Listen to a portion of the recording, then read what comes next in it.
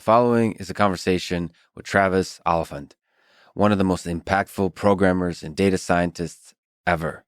He created NumPy, SciPy, and Anaconda. NumPy formed the foundation of tensor-based machine learning in Python. SciPy formed the foundation of scientific programming in Python. And Anaconda, specifically with Conda, made Python more accessible to a much larger audience.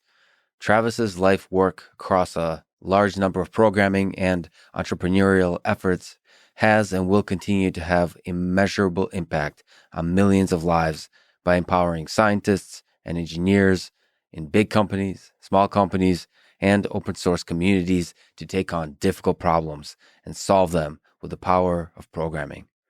Plus, he's a truly kind human being, which is something that when combined with vision and ambition makes for a great leader and a great person to chat with. To support this podcast, please check out our sponsors in the description. As usual, I'll do a few minutes of ads now, no ads in the middle. I try to make these interesting, so hopefully you don't skip, but if you do, please still check out the sponsor links in the description. It does happen to be the best way to support this podcast. I use their stuff. I enjoy it. Maybe you will too. This show is brought to you by Novo, which is a business banking app.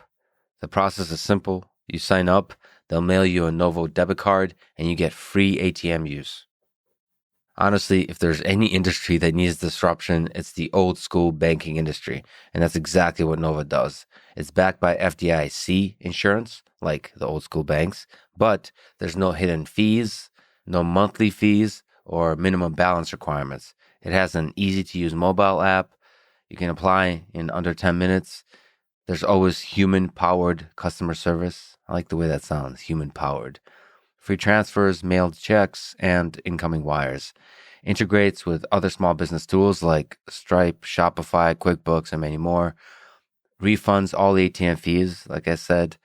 Thousands of dollars in exclusive perks. Go to banknova.com/Lex to sign up for free. That's banknova.com/Lex. I highly encourage you go there and support the disruption of the old school banking industry. This show is also sponsored by Allform, a furniture company. They ship to your home quickly, take it back for free if you don't like it in the first 100 days. It's easy to assemble, looks beautiful and classy, and it feels amazing. I love it. I have one of their love seat. It's leather, it's black. It looks gorgeous, it feels great. I hung out with a lot of interesting people on that love seat. There's something about the dynamics of a love seat. You do have a little bit of space between you, but you're just close enough to where you have to contend with the challenges of human intimacy. For example, I hung out with Michael Malice on that love seat, although he specifically refuses to acknowledge the emergent humanity in this particular computer's soul. Anyway, go to allform.com/Lex. They're offering 20% off all orders if you go to allform.com/Lex. There's small couches there, big ones, and it's beautiful and it feels great. This episode is also brought to you by Onnit, nutrition, supplement, and fitness company. They make Alpha Brain, which is a nootropic that helps support memory, mental speed, and focus. I take it when I have a difficult deep work session coming up, and I really need help to get my mind to that place of clarity, of focus. I don't like to over-caffeinate myself and get jittery. I like what Alpha Brain does. It's like a steady focus that I get from it. I don't use it every day, so it's not part of my ritual. It's more like a jetpack, a super boost that I use when I know the session is going to be difficult, mentally challenging. Obviously, I first heard about Onnit on the Joe Rogan Experience, so it feels surreal to be doing an ad read for them now. But I've really enjoyed their stuff for a long time, so I'm proud and happy. Anyway, go to lexfriedman.com/Onnit to get up to 10% off Alpha Brain. That's lexfriedman.com/Onnit.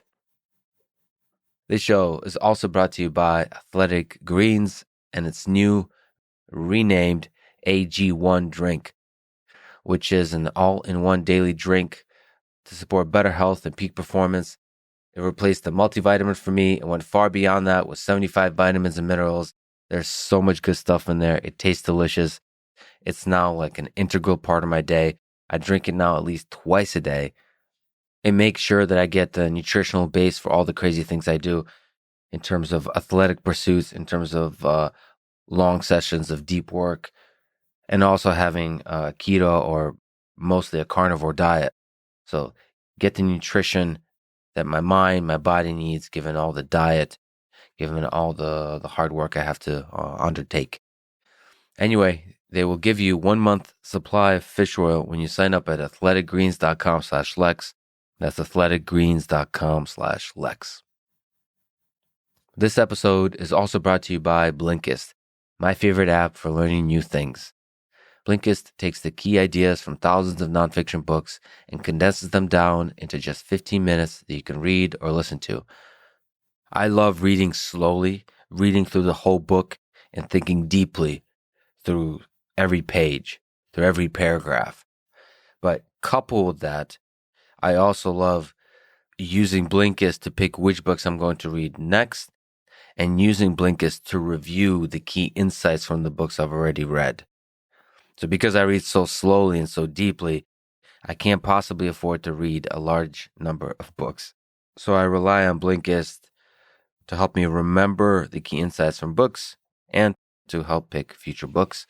Go to Blinkist.com/Lex to start your free 7-day trial and get 25% off of a Blinkist premium membership. That's Blinkist.com/Lex. This is the Lex Friedman Podcast, and here is my conversation with Travis Oliphant.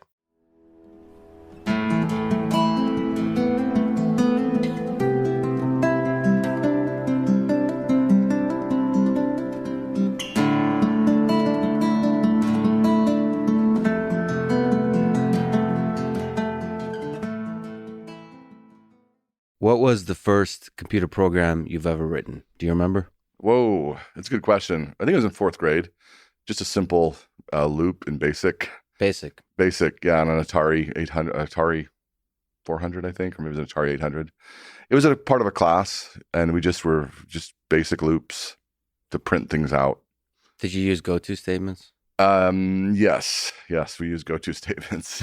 I remember in the early days, that's when I first realized there's like principles to programming.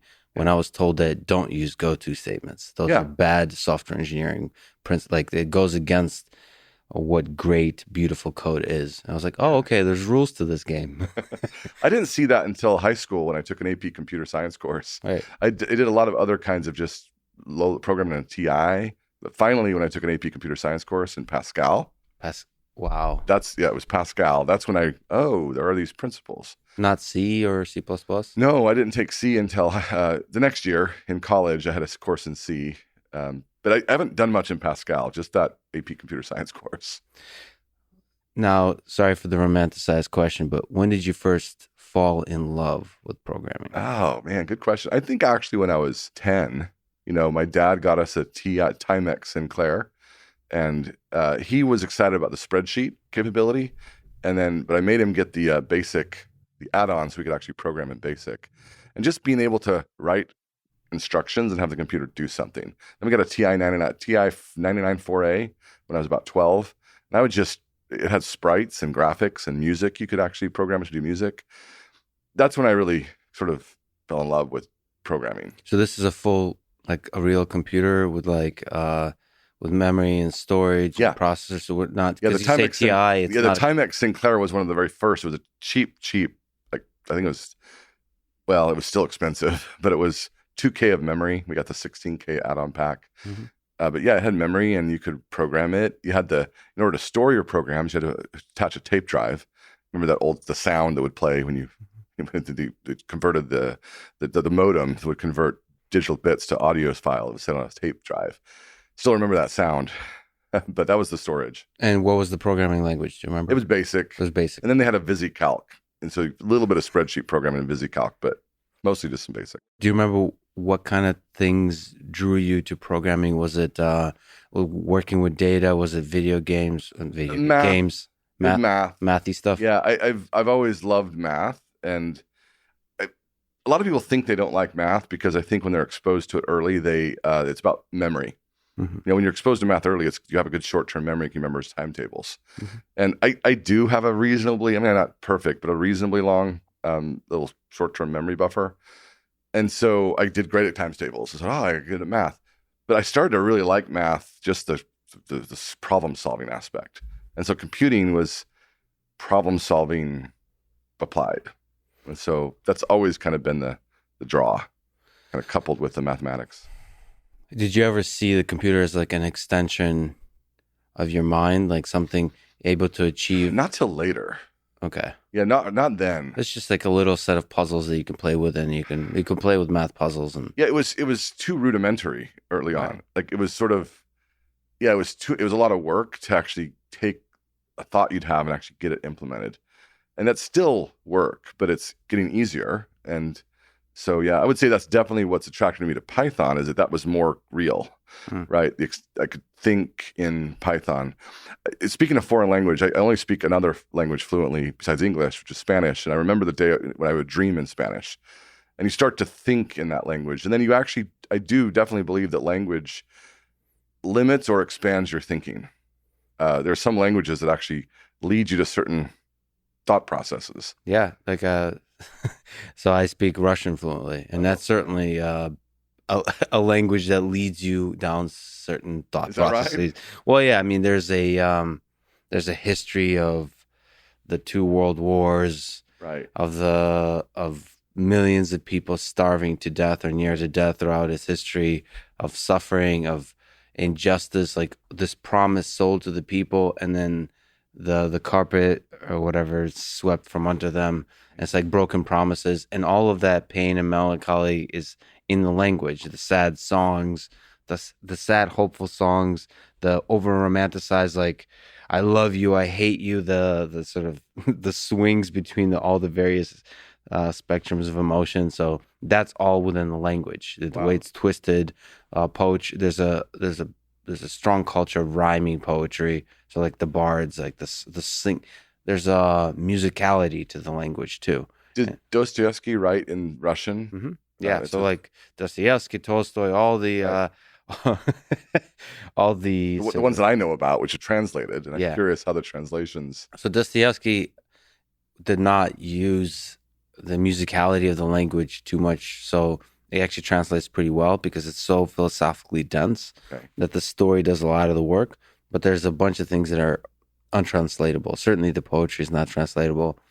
I actually have a few conversations coming up offline and also on this podcast with people who've translated Dostoevsky. Oh. And that's for people who work in this field know how difficult that is. Sometimes you can spend months thinking about a single sentence, right? In the context, like, because there's just the magic captured by that sentence, and how do you translate it just in the right way? Because those words can be really powerful. There's a famous line, "Beauty will save the world," from Dostoevsky.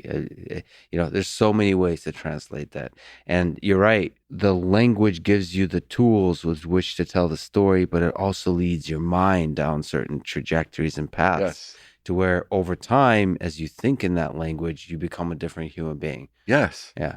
Yeah, that's a fascinating reality, I think. I know people have explored that, but it's, I guess, rediscovered. Well, we live in our own like little pockets. Like, this is the sad thing, is I feel like, unfortunately, given time and given getting older, I'll never know the Chinese world, because I don't truly know the language.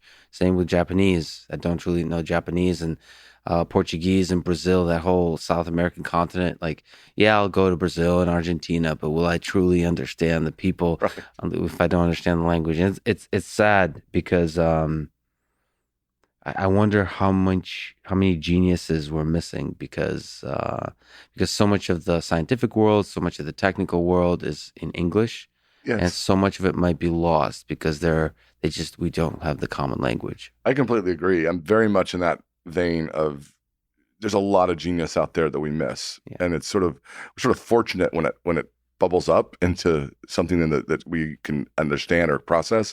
There's a lot we miss. So that's why I tend to lean towards really loving democratization or things that empower people, or, I'm very resistant to sort of authoritarian structures. fundamentally for that reason. I think it well, several reasons, but it just hurts us. Yeah. We're worse off.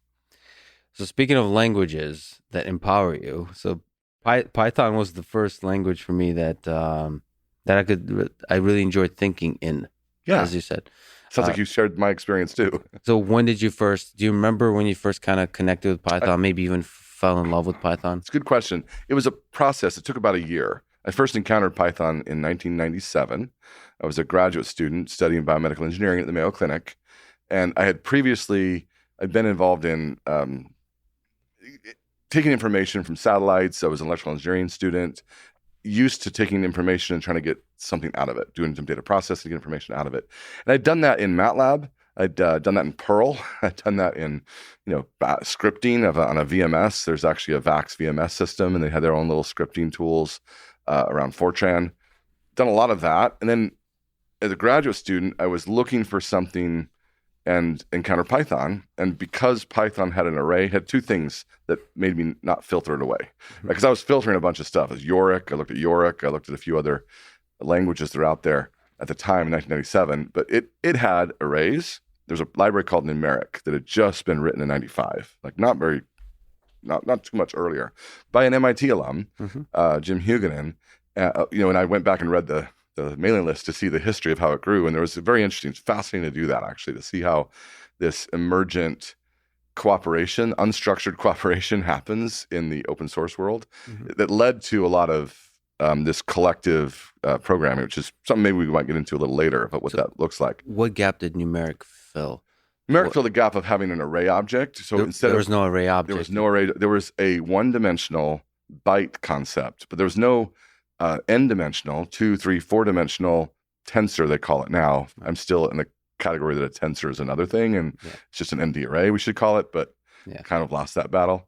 And there's many battles in this world, some of which we win, some we lose. That's exactly right. So, but it was, it had no math to it. So Numeric had math and a basic way to think in arrays. So I was looking for that, and it had complex numbers. A lot of programming languages, and you can see it because if you're just a computer scientist, you think complex numbers are just two floats, so people can build that on. But in practice, a complex number as one of the significant algebras that helps connect a lot of physical and mathematical ideas, particularly to FFT for an electrical engineer, and it's a really important concept. And not having it means you have to develop it several times. And those times may not share an approach. One of the common things in programming, one of the things programming enables is abstractions. But when you have shared abstractions, it's even better. It sort of gets to the level of language of actually we all think of this the same way, which is both powerful and dangerous, right? Because powerful in that we now can quickly make bigger and higher level things on top of those abstractions. Dangerous because it also limits us as to the things we maybe left behind in producing that abstraction, which is at the heart of programming today and actually building around the programming world. So I think it's a fascinating philosophical topic. That will continue for many years, I think. Continue for many years. As we build more and more and more abstractions. Yes, I often think about, we have a world that's built on these abstractions that, were they the only ones possible? Yeah. Certainly not, but they led to, it's very hard to do it differently. Yeah. Like there's an inertia that's very hard to, push away from. That has implications for things like, the Julia language, which you have heard of, I'm sure.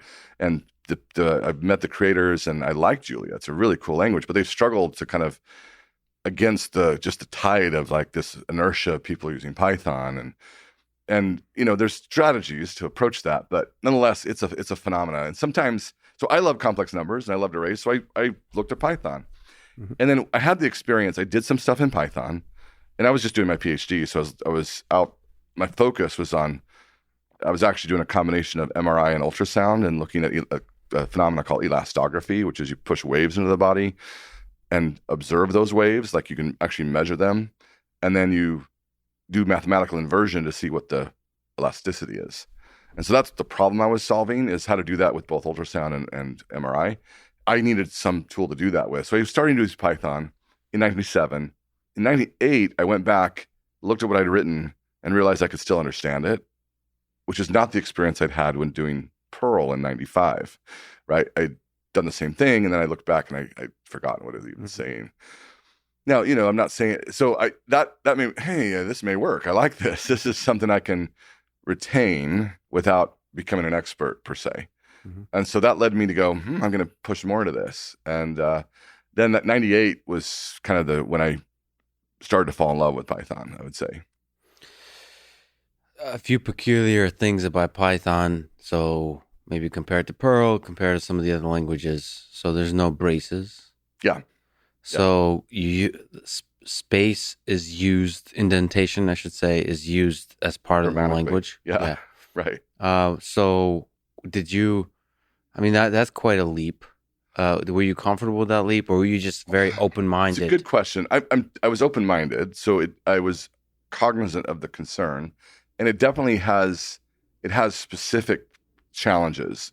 Cut and pasting, for example, you're cut and pasting code, and if your editors aren't supportive of that, or you're putting into a terminal, and particularly in the past when terminals didn't necessarily have the intelligence to manage it now IPython and Jupyter Notebooks handle it just fine, so there's really no problem. But in the past, it created some challenges, formatting challenges.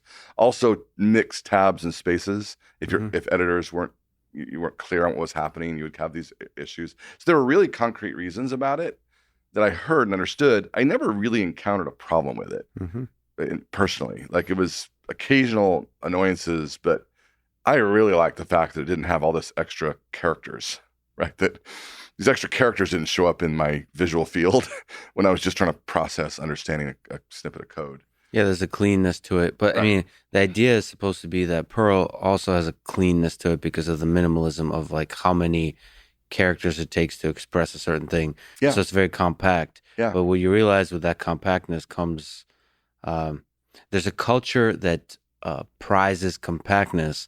And so the code gets more and more compact and less readable to a point where it's like, like to be a good programmer in Perl, you write code that's basically unreadable.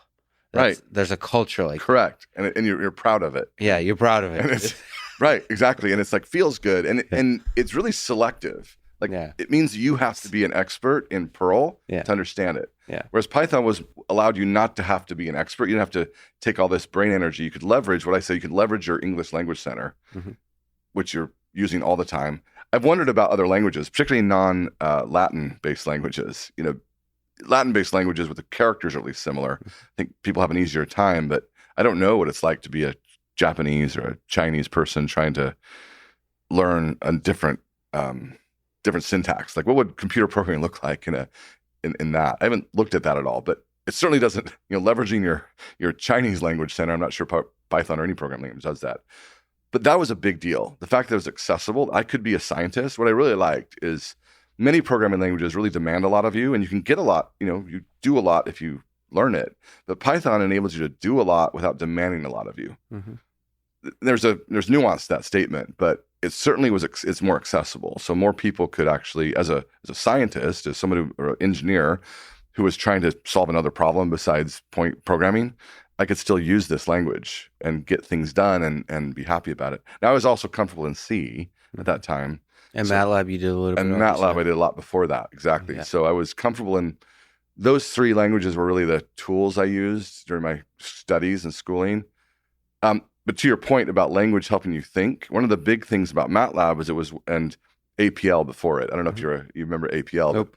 APL is actually the predecessor of array-based programming, which I think is really an underappreciated. If I talk to people who are just steeped in computer programming, computer science, like most of the people that Microsoft has hired in the past, for example, Microsoft as a company generally did not understand array-based programming. Like culturally, they didn't understand it. So they kept missing the boat, kept missing the understanding of what this was. They've gotten better, but there's still a whole culture of folks that doesn't programming. That's that's systems programming or web programming or lists and maps. And what about an n-dimensional array? Oh yeah, that's just an implementation detail. Yeah. Well, you can think that, but then actually, if you have that as a construct, you actually think differently. APL was the first language to understand that, and it was in the 60s, right? The challenge of APL is APL had very dense, not only glyphs, like new characters, new glyphs, but they even had a new keyboard, because to produce those glyphs, this was back in the early days of computing when, the QWERTY keyboard maybe wasn't as established. Like, well, we could have a new keyboard, no big deal. But it was a big deal, and it didn't catch on, and the language APL very much like Perl, as people would pride themselves on how much could they write the game of life in 30 characters of APL. APL has characters that mean summation, and they have adverbs. They would have adjectives and these things called adverbs, which are like methods, like reduction. Reduction, it would be an adverb on an add operator, right? So, but using these tools, you could construct, and then you start to think at that level. Mm-hmm. You think in n dimensions, is something I like to say, and you start to think differently about data at that point. Now it really helps. Yeah, outside of programming, if you really internalize linear algebra as a course, it philosophically allows you to think of the world differently. Yes, it's almost like liberating. You don't have to think about the individual numbers in the n-dimensional array. You can think of it as an object in itself, and all of a sudden this world can open up. And you're saying MATLAB and APL were like the early C, because I don't know if many languages got that right ever. No, they didn't. Even still, I would say.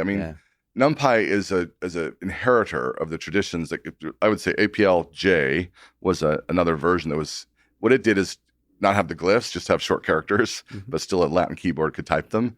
And then Numeric inherited from that in terms of let's add arrays plus broadcasting plus methods, reduction, even some of the language like rank is a concept that was in Python and is still in Python for the number of dimensions, right? Mm-hmm. That's different than, say, the rank of a matrix, which people think of as well. So it came from that tradition, but NumPy is a very pragmatic, practical tool. Mm-hmm. NumPy inherited from Numeric, and we can get to where NumPy came from, which is the current array, at least current as of 2015, 2017. Now there's a ton of them over the past 2 or 3 years. But we can get into that too. So if we just linger on the early days of what was your favorite feature of Python? Do you remember what? Yeah. So it's so interesting to linger on what really makes you connect with a language. I'm not sure it's obvious to introspect that. No, it isn't. And I've thought about that to some length. I think definitely the fact that I could read it later, that I could use it productively without becoming an expert. And other languages I had to put more effort into. Right. That's like an empirical observation. Like you're not analyzing any one aspect of the language. It just seems time after time when you look back, it's somehow readable. It's somehow readable. Then it was sort of, I could take executable English and translate it to Python more easily. Like I didn't have to go, there was no translation layer. As an engineer or as a scientist, I could think about what I wanted to do, and then the syntax wasn't that far behind it. Yeah. Right. Now there's some warts there still. It wasn't perfect. Like there's some areas where I'm like, it'd be better if this were different or if this were different. Some of those things got added to the language too. I was really grateful for some of the early pioneers in the Python ecosystem back, because Python got written in 91 is when the first version came out. But Guido was very open to users. And one of the sets of users were people like Jim Huguenin and David Asher and Paul Dubois and Conrad Hinson. These were people that were on the mailing list, and they were just asking for things like, hey, we really should have complex numbers in this language. So let's, there's a J, there's a 1J, right? And in fact, they went the engineering route of J is interesting. I don't think that's entirely favoring engineers. I think it's because I is so often used as the index of a for loop. So I think that's actually why. Probably. Right. I mean, there's a pragmatic aspect. But the fact that complex numbers were there, I love that. The fact that I could write ND array constructs and that reduction was there.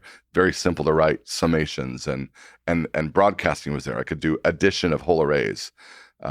So that was cool. Those are some things I loved about it. I don't know what to start talking to you about, because you've created so many incredible projects that basically changed the whole landscape of programming. But okay, let's start with let's go chronologically with SciPy. You created SciPy over 2 decades ago now. Yes, right? Yes. I'd love to talk about SciPy. SciPy was really my baby.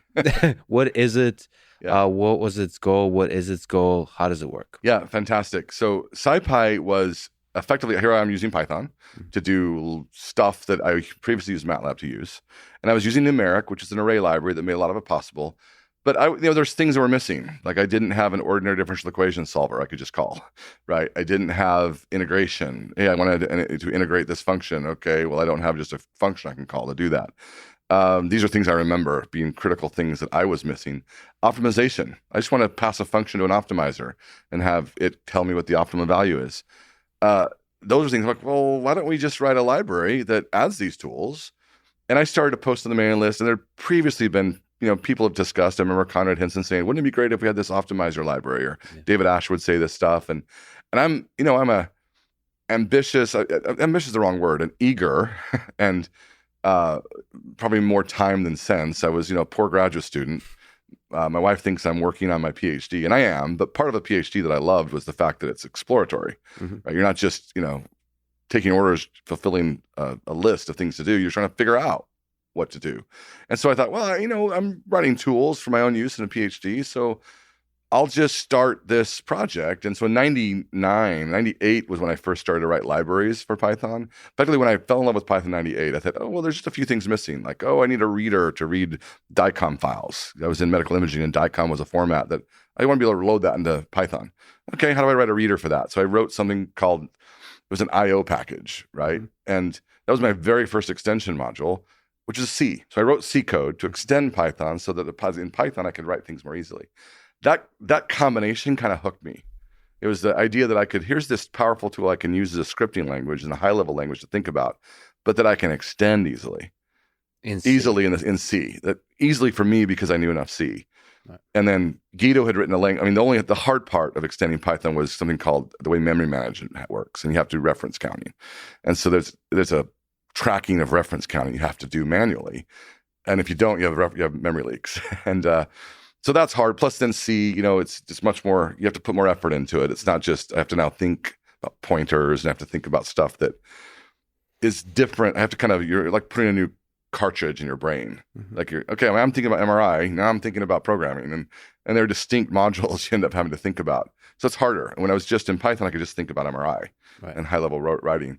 But I could do that, and that I liked it. I found that to be enjoyable and fun, and so I ended up, let me just add a bunch of stuff to Python to do integration. Well, and the cool thing is that the power of the internet. I just looking around, and I found there's this NetLib, which has hundreds of Fortran routines that people had written in the 60s and the 70s and the 80s in Fortran 77. Fortunately, it wasn't Fortran 60s. It had been ported to Fortran 77, and Fortran 77 is actually a really great language. Fortran 90 probably is my favorite Fortran because it's got complex numbers, got arrays, and it's pretty high level. Now, the problem with it is you'd never want to write a program in Fortran 90 or Fortran 77, but it's totally fine to write a subroutine in, right? And then Fortran kind of got a little off course when they tried to compete with C++, but at the time, I just want libraries that do something like, here's an ordinary differential equation, here's integration, here's Runge-Kutta integration. Already done. I don't have to think about that algorithm. I mean, you could, but it's nice to have somebody who's already done one and tested it. And so I sort of started this journey in 98, really. If you look back at the mailing list, there's sort of this productive era of me writing an extension module to connect Runge-Kutta integration to Python and making an ordinary differential equation solver. And then releasing that as a package. So we call ODE pack, I think I called it then. Quad pack, and then I just made these packages. Eventually that became multi-pack because they're originally modular. You can install them separately, but a massive problem in Python was actually just getting your stuff installed. At the time, releasing software for me, like today it's, people think, what does that mean? Well, then it meant some poorly written web page. I had some bad web page up and I put a tarball, just a gzip tarball of source code. That was the release. But okay, can we just stand that? Sure. Because that the community aspect of creating the package and sharing that, that's rare. That to have to both have the at that time. So like the it was pretty early, So not rare. Maybe you can correct me on this, but it seems like in the scientific community, so many people, you were basically solving the problems you needed to solve to process the particular application, the data that you need, and to also have the mind that I'm going to make this usable for others. That's I would say I was inspired. I'd been inspired by Linux. I'd been inspired by Linus and him making his code available. And I was starting to use Linux at the time. And I went, this is cool. So I'd kind of been previously primed that way. And generally I was into science because I liked the sharing notion. I like the idea of, hey, if collectively we build knowledge and share it, we can all be better off. Okay. So you were energized by that idea. So I was energized by that idea already. Yeah. Right. And I can't deny that. I'm sort of had this I liked that part of science, that part of sharing. And then all of a sudden, oh, wait, here's something. And here's something I could do.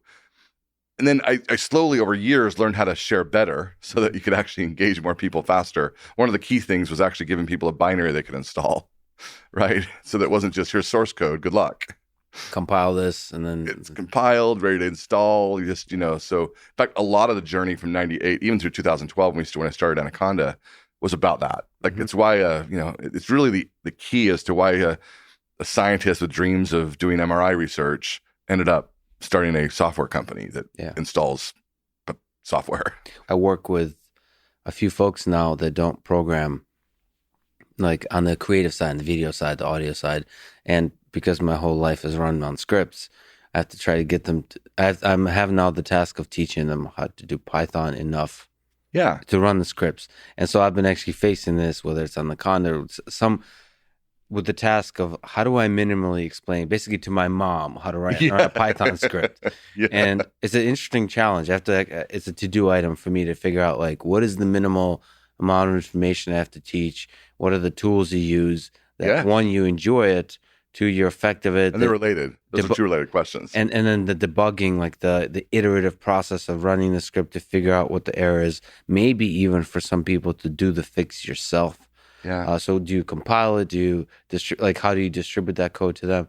And it's interesting because I think it's exactly what you're talking about. If you increase the circle of empathy, the circle of people that are able to use your programs, you increase its like effectiveness and its power.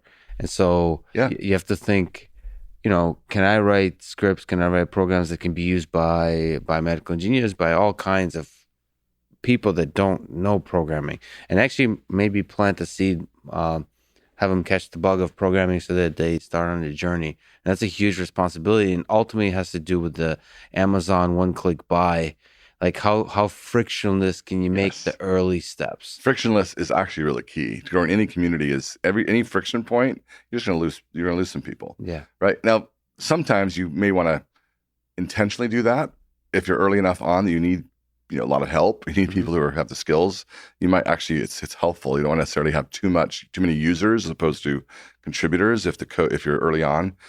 Anyway, there's SciPy started in 98, but it really emerged as this collection of modules that I was just putting on the net. People were downloading, and I think I got 100 users right by the end of that year. But the fact that I got 100 users and more than that, people started to email me with fixes, and that was actually intoxicating, right? That was the here I'm writing papers and I'm giving conferences, and I get people would say hello, but good job, but mostly it was you're reviewed with.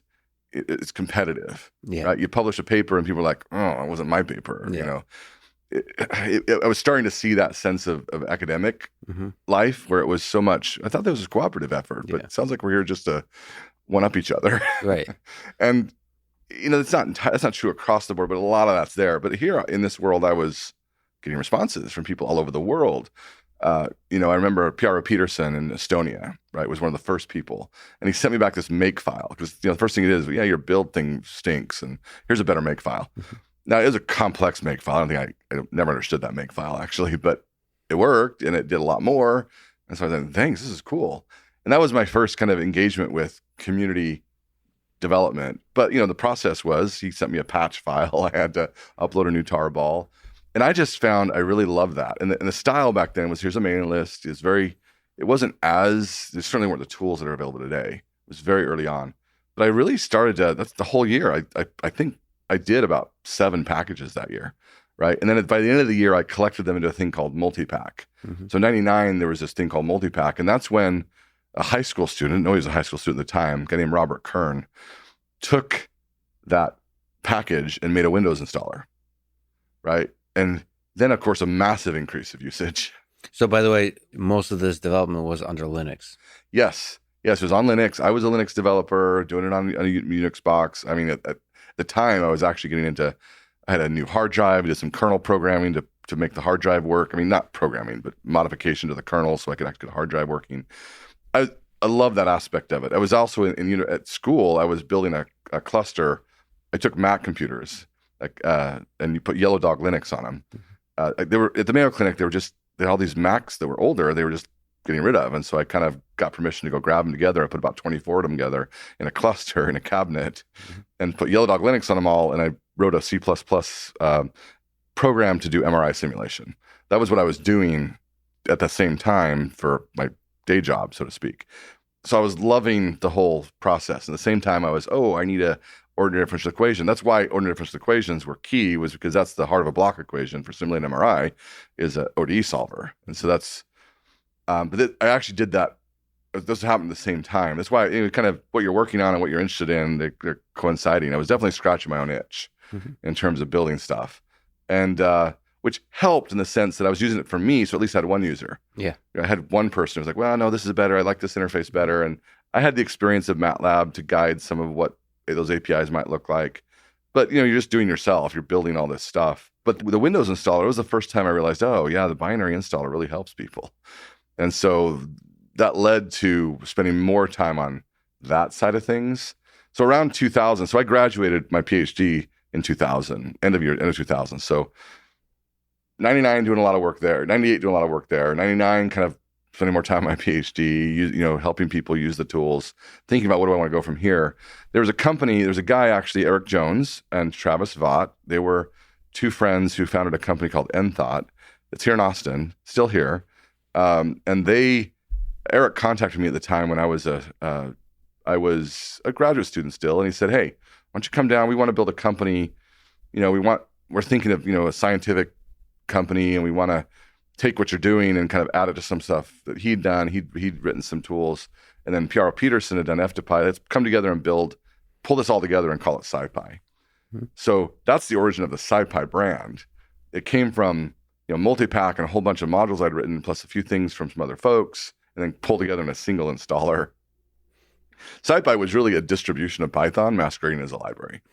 How did you think about SciPy in context of Python, in context of numeric? So we saw SciPy as a way to make an R&D environment for Python, use Python depended on numeric. So numeric was the array library we depended on. And then from there, extend it with a bunch of modules that allowed for, and at the time, the original vision of SciPy was to have plotting, was to have, the REPL environment and kind of a whole data environment that you could then install and get going with. And that was kind of the thinking.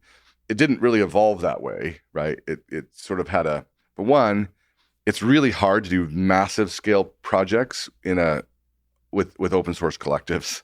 Right. Actually, there's sort of an intrinsic cooperation limit as to which, too many cooks in the kitchen, you can do amazing infrastructure work. When it comes down to bringing it all together into a single deliverable, that actually requires a little more product management that doesn't really emerge from the same dynamic. So it struggled to get, there were almost too many voices. It's hard to have everybody agree, consensus doesn't really work at that scale. You end up with politics, with the same kind of things that's happen in large organizations trying to decide on what to do together. So consensus building was challenging at scale as more people came in. Right. Early on, it's fine because there's nobody there, and so it works. But then as you get more successful and more people use it, all of a sudden, there's this scale at which this doesn't work anymore, and we have to come up with different approaches.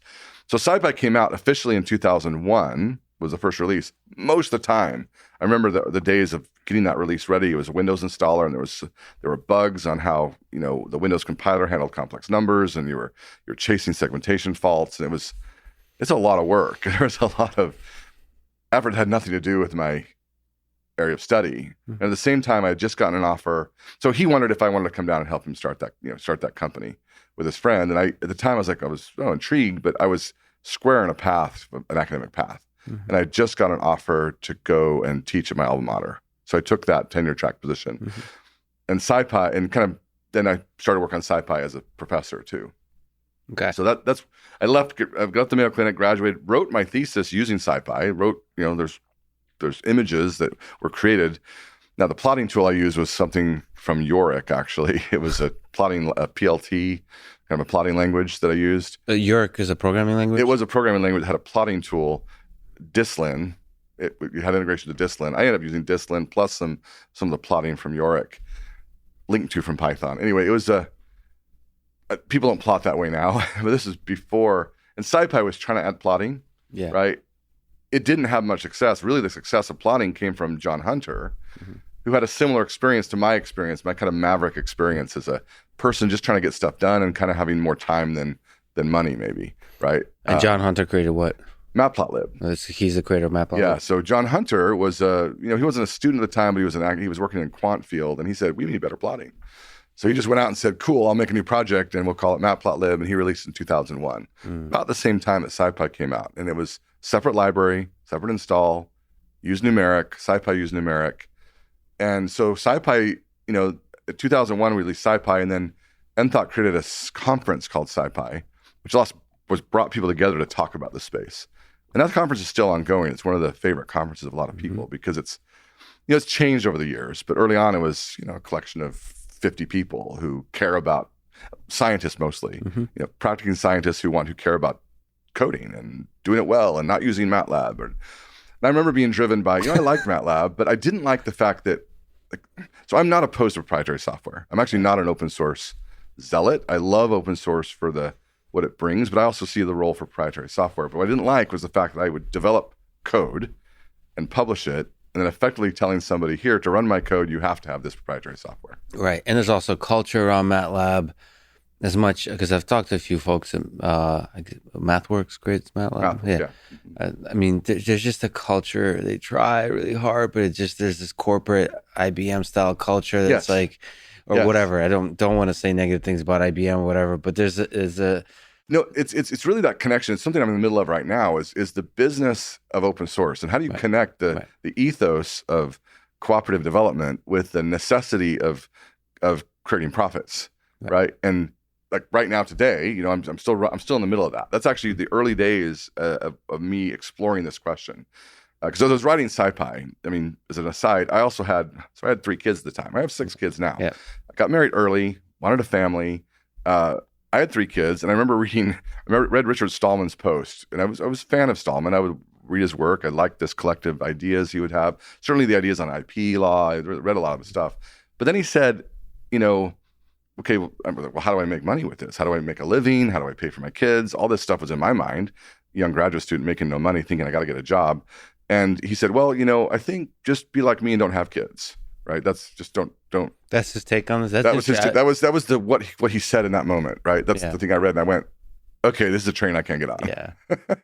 There has to be a way to preserve the culture of open source and still be able to make sufficient money to feed your kids. Exactly. Right. There's got to be. Well, so that actually led me to a study of economics, because at the time I was ignorant, and I really was. And I'm embarrassed for educational system that they could let me, and I was valedictorian in my high school class, and I did super well in college, and academically I did great, right? But the fact that I could do that and then be clueless about this key part of life, it led me to go, there's a problem.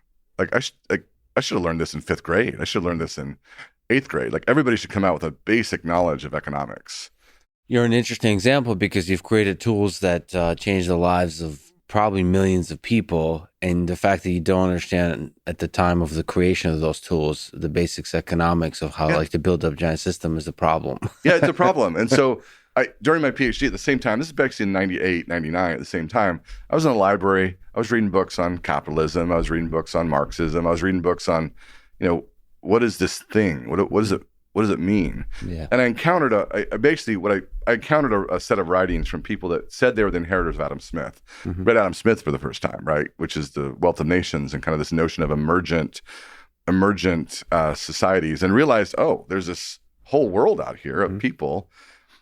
And the challenge of economics is it's also political. Because economics, people, different parties running for office, they want their economic friends. They want their economists to back them up, right? Or to be their magicians, like the magicians in Pharaoh's court, right? The people that are going to say, hey, you should listen to me because I've got the expert who says this. And so it gets really muddled, right? But I was looking at it as a scientist going, what is this space? What does this mean? How does Paris get fed? What is money? How does it work? And I found a lot of writings that I really loved. I found some things that I really loved. And I learned from that. It was writings from people like von Mises. He wrote a paper in 1920 that still should be read more than it is. It was the economic calculation problem of the socialist commonwealth. It was basically in response to the Bolshevik Revolution in 1917. And his basic argument was, it's not going to work to not have private property. you're not going to be able to come up with prices. The bureaucrats aren't going to be able to determine how to allocate resources without a price system. And a price system emerges from people making trades. And they can only make trades if they have authority over the thing they're trading. And that creates information flow that you just don't have if you try to top down it. Right. Right. And it's like, that's a really good point. Yeah, the prices have a signal that's used, and it's important to have that signal when you're trying to build a community of productive people like you would in the software engineering space. Yeah, the prices are actually an important signaling mechanism. Yeah. Right. And that money is just a bartering tool. Yeah. Right. So this is the first time I've encountered any of this concept, right? And the fact that, this is actually really critical. Like it's so critical to our prosperity, and that we're dangerously not learning about this, not teaching our children about this. So you had the 3 kids, and you had to make some money, right? Had to figure it out. But I didn't really care. I mean, I've never been driven by money, just need it. Yeah, right. You need to eat. So how did that resolve itself in terms of SciPy? So I would say it didn't really resolve itself. It sort of started a journey that I'm continuing on. I'm still on, I would say. I don't think it resolved itself. But I will say I went in eyes wide open. Like I knew that there were problems with, giving stuff away and creating the market externalities, that the fact that, people might use it and I might not get paid for it and I'll have to figure something else out to get paid. Like at least I can say I'm not bitter that a lot of people have used stuff that I've written and I haven't necessarily benefited economically from it. Like I've heard other people be bitter about that when they write or they talk, like, I should have got more value out of this. And I want to create systems that let people like me who might have these desires to do things, let them benefit. So it actually creates more of the same.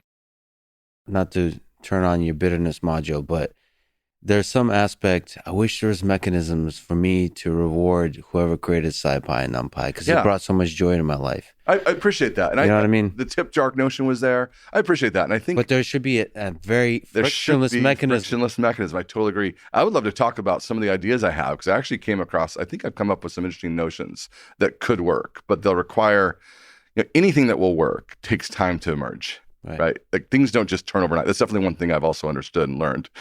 Is any fixes. That's why it's kind of funny. We often give credit to, this president gets elected and look how great things have done. And I saw that when I had a transition at Anaconda, when a new CEO came in, right? And it's like the success that's happening, there's an inertia there. Yeah. Right. And sometimes the decision you made like 10 years before is the reason why the success is seen. Right. Exactly. Now. So we're sort of just going around taking credit for stuff. Yeah, the credit assignment has like a delay to it. Yes. That makes the credit assignment basically wrong more than right. Wrong more than right. Exactly. And so I'm like, this is, that's the stuff I would read a ton about, early on. So I feel like I'm with you. Like I want the same thing. I want to be able to, and honestly, not for personally, I've been happy. I've been happy. I feel like I don't have any, we've been done reasonably okay, but I've had to pursue it. Like that's really what started my trajectory from academia, is reading that stuff led me to say, entrepreneurship matters. So I love software, but we need more entrepreneurs, and I want to understand that better. So once I kind of had that virus infect my brain, even though I was on a trajectory to go to a tenure track position at a university, and I was there for 6 years, I was kind of already out the door when I started. And we can get into that. But what can I just ask a quick question on? Is there some design principles that were in your mind around SciPy? Like, was there some key ideas that were just like sticking to you, that this is the fundamental ideas? Yeah, I would say so. I would think it's basically accessibility to scientists. Like give scientists and engineers tools that they don't have to think a lot about programming. So give them really good building blocks. Give them functions that they want to call, and sort of just the right length of spelling. There's one tradition in programming where it's like, make very, very long names, right? And you can see it in some programming languages where the names get, take half the screen. And in the Fortran world, characters had to be six letters early on, right? And that's way too much, too little. But I was like, I like to have names that were informative but short. So even though Python, this is a different conversation, but documentation is doing some work there. So when you look at great scientific libraries and functions, there's a richness to documentation that helps you get into the details. The first glance at a function gives you the intuition of all it needs to do by looking at the headers and so on. but to get the depths of all the complexities involved, all the options involved, documentation does some of the work. Documentation is essential. Yeah. So that was actually so we thought about several things. One is we wanted plotting. We wanted interactive environment. We wanted good documentation. These are things we knew we wanted. The reality is those took about 10 years to evolve, right? Given the fact that we didn't have a big budget, it was all volunteer labor. It was sort of, when NThought got created and they started to, try to find projects people would pay for pieces, and they were able to fund some of it. Not nearly enough to keep up with what was necessary. And no criticism, just simply the reality. I mean, it's hard to start a business and then do consulting and then also promote an open source project that's still fairly new. SciPy was fairly niche. We stayed connected all while I was a professor. I went to BYU and started to teach electrical engineering, all the applied math courses. I loved teaching signal processing, probability theory, electromagnetism. If you look at Rate My Professor, which my kids love to do, I got some bad reviews because people. What was the criticism? I would speak too high of a level. Like I definitely had a calibration problem coming out of graduate work, where I hate to be condescending to people. Like I really have a ton of respect for people fundamentally. Like my fundamental thing is I respect people. Sometimes that can lead to I was thinking they had more knowledge than they did, and so I would just speak at a very high level. Assume they got it, but they need to rise to the standard that you set. I mean, that's some of the greatest teachers do that. And I agree, and that was kind of what was inspiring me. But you also have to. I cannot say I was articulate as some of the greatest teachers, right? I was, like one classic example when I first taught at BYU, my very first class, it was overheads, transparencies, overheads. Before projectors were really that common. So transparencies, I'm writing my notes out. I go in, room's half dark. I just blaring through these transparencies. Here it is, here it is, here it is. And I gave a quiz after 2 weeks. Nobody knew anything. Nothing I had taught had gotten anywhere. And I realized, okay, this is not working. So I put away the transparencies and I turned around and just started using the chalkboard. And what it did is it slowed me down, right? The chalkboard just slowed me down and gave people time to process and to think. And then made me focus. My writing wasn't great on the chalkboard, but I really love that part of like the teaching. So that entered SciPy's world in terms of, we always understood that SciPy, there's a didactic aspect of SciPy, kind of how do you take the knowledge and then produce it? The challenge we had was the scope. Like ultimately SciPy was everything, right? And so 2001, when it first came out, people were starting to use it. No, this is cool. This is a tool we actually use. At the same time, 2001 timeframe, there was a little bit of like the Hubble Space Telescope. The folks at Hubble had started to say, hey, Python, we're going to use Python for processing images from Hubble. And so Perry Greenfield was a good friend and running that program.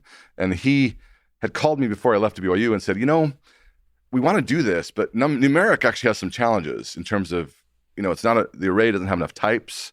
We need more operations. Broadcast needs to be a little more settled. They wanted record arrays. They wanted, record arrays are like a data frame, but a little bit different. But they wanted more structured data. So he had called me even early on then, and they said, hey, would you want to work on something to make this work? And I said, yeah, I'm interested, but I'm going here, and we'll see if I have time. So in the meantime, while I was teaching and SciPy was emerging, and I had a student, I was constantly, while I was teaching, trying to figure a way to fund this stuff.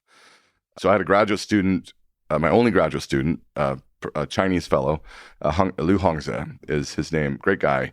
He wrote a bunch of stuff for iterative linear algebra, like got into writing some of the iterative linear algebra tools that are currently there in SciPy, and they've gotten better since, but this is in 2005.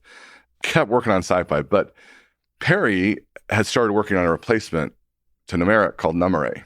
And in 2004, a package called NdImage. It was an image processing library that was written for NumArray. And it had in it a morphology tool. I don't know if you know what morphology is. It's open, dilations, close. There's sort of this.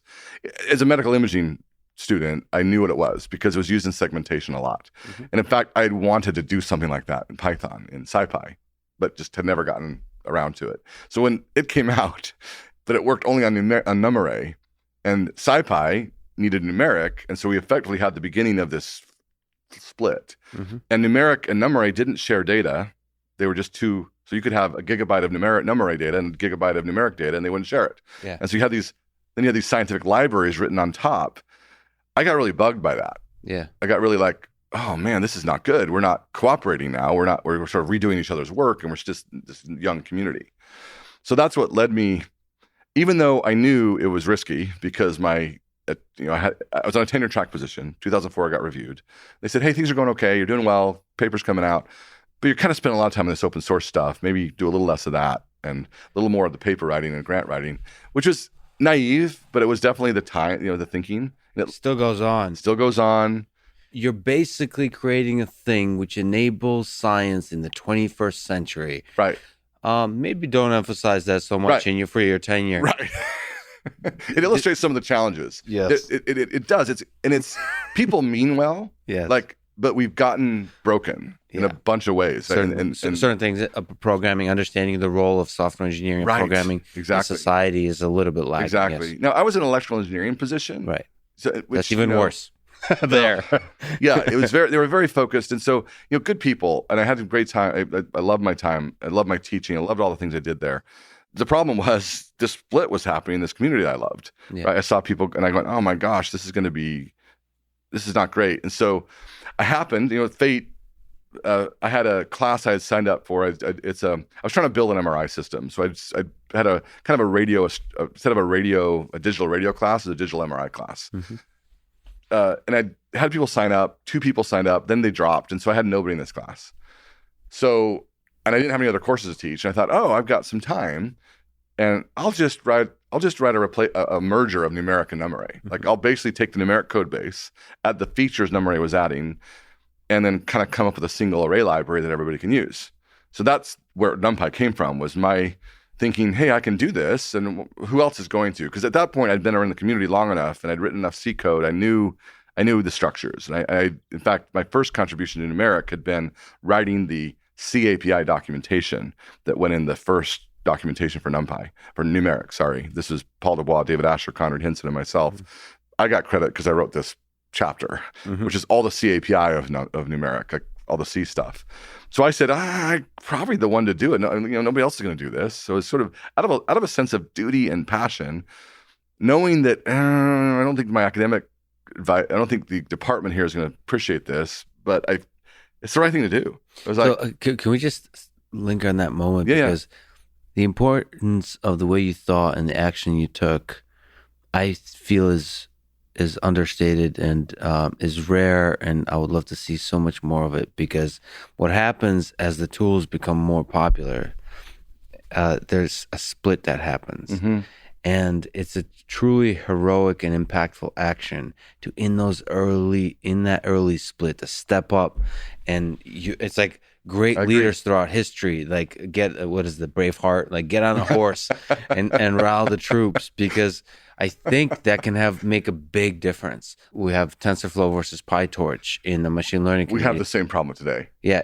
I wonder. It's actually bigger. I wonder if it's possible in the early days to rally the troops. It is possible, especially in the early days. The longer it goes, the harder, right? And the more energy in the factions, the harder. But in the early days, it is possible, and it's extremely helpful. And there's a willingness there. Yeah. But the challenge is there's usually not a willingness to fund it. Yeah. There's not a willingness to, like I was literally walking into a field saying I'm going to do this, and here I am. I have 5 kids at home now. Pressure builds. Sometimes my wife hears these stories and she's like, "You did what?" I thought you were actually on a path to make sure we had resources and money. But oh, wow. But again, there's an aspect. I'm a very hopeful person. I'm an optimistic person by nature. I love people. I learned that about myself later on. Part of my religious beliefs actually lead to that, and it's why I hold them dear, because it's actually how I feel about. It's what leads me to these attitudes, sort of this hopefulness and this sense of, it may not work out for me financially, but that's not the ultimate gain. Mm-hmm. Like that's a thing, but it's not. That's not the scorecard for me. And so I just wanted to be helpful, and I knew, and partly because these SciPy conferences, because the mailing list conversations, I knew there was a lot of need for this, right? And so I had this. It wasn't like I was alone in terms of no feedback. I had these people who knew. But it was crazy. Like people who at the time said, we didn't think you'd be able to do it. Yeah. We thought it was crazy. And also instructive, like practically speaking, that you had a cool feature that you were chasing, the morphology, like Yes. like it's not There's just an like end result. it's not some visionary thing. I'm going to unite the community. You were like, Correct. You were actually practically, this is what one person actually could do, and actually build. I mean, Because that is important. Because you can get over your skis. Yeah. You can definitely get over your skis. And in fact, this almost got me over my skis, right? I would say, well, in retrospect, I hate looking back. I can tell you all the flaws with NumPy, right? We want to go into it. There's lots of stuff that I'm like, oh man, that's embarrassing. That was wrong. I wish I had somebody slap me with a wet fish there. Yeah. Like in fact, what I'd wished I'd had was somebody with more experience and certainly library writing and array library. I wish I had me. I could go back in time and go do this, do that. Here's an important thing. Because there's things we did that are still there that are problematic, that created challenges for later. And I didn't know it at the time. Didn't understand how important that was. And in many cases, didn't know what to do. Like there was pieces of the design of NumPy I didn't know what to do until 5 years ago. Now I know what they should have been, but I didn't know at the time, and I couldn't get the help. Anyway, so I wrote it. It took 4 months to write the first version, then about 14 months to make it usable. But it was that first 4 months of intense writing, coding, getting something out the door that worked. It was definitely challenging. And then the big thing I did was create a new type object called dtype. That was probably the contribution, and then the fact that I added not just broadcasting but advanced indexing, so that you could do masked indexing and indirect indexing instead of just slicing.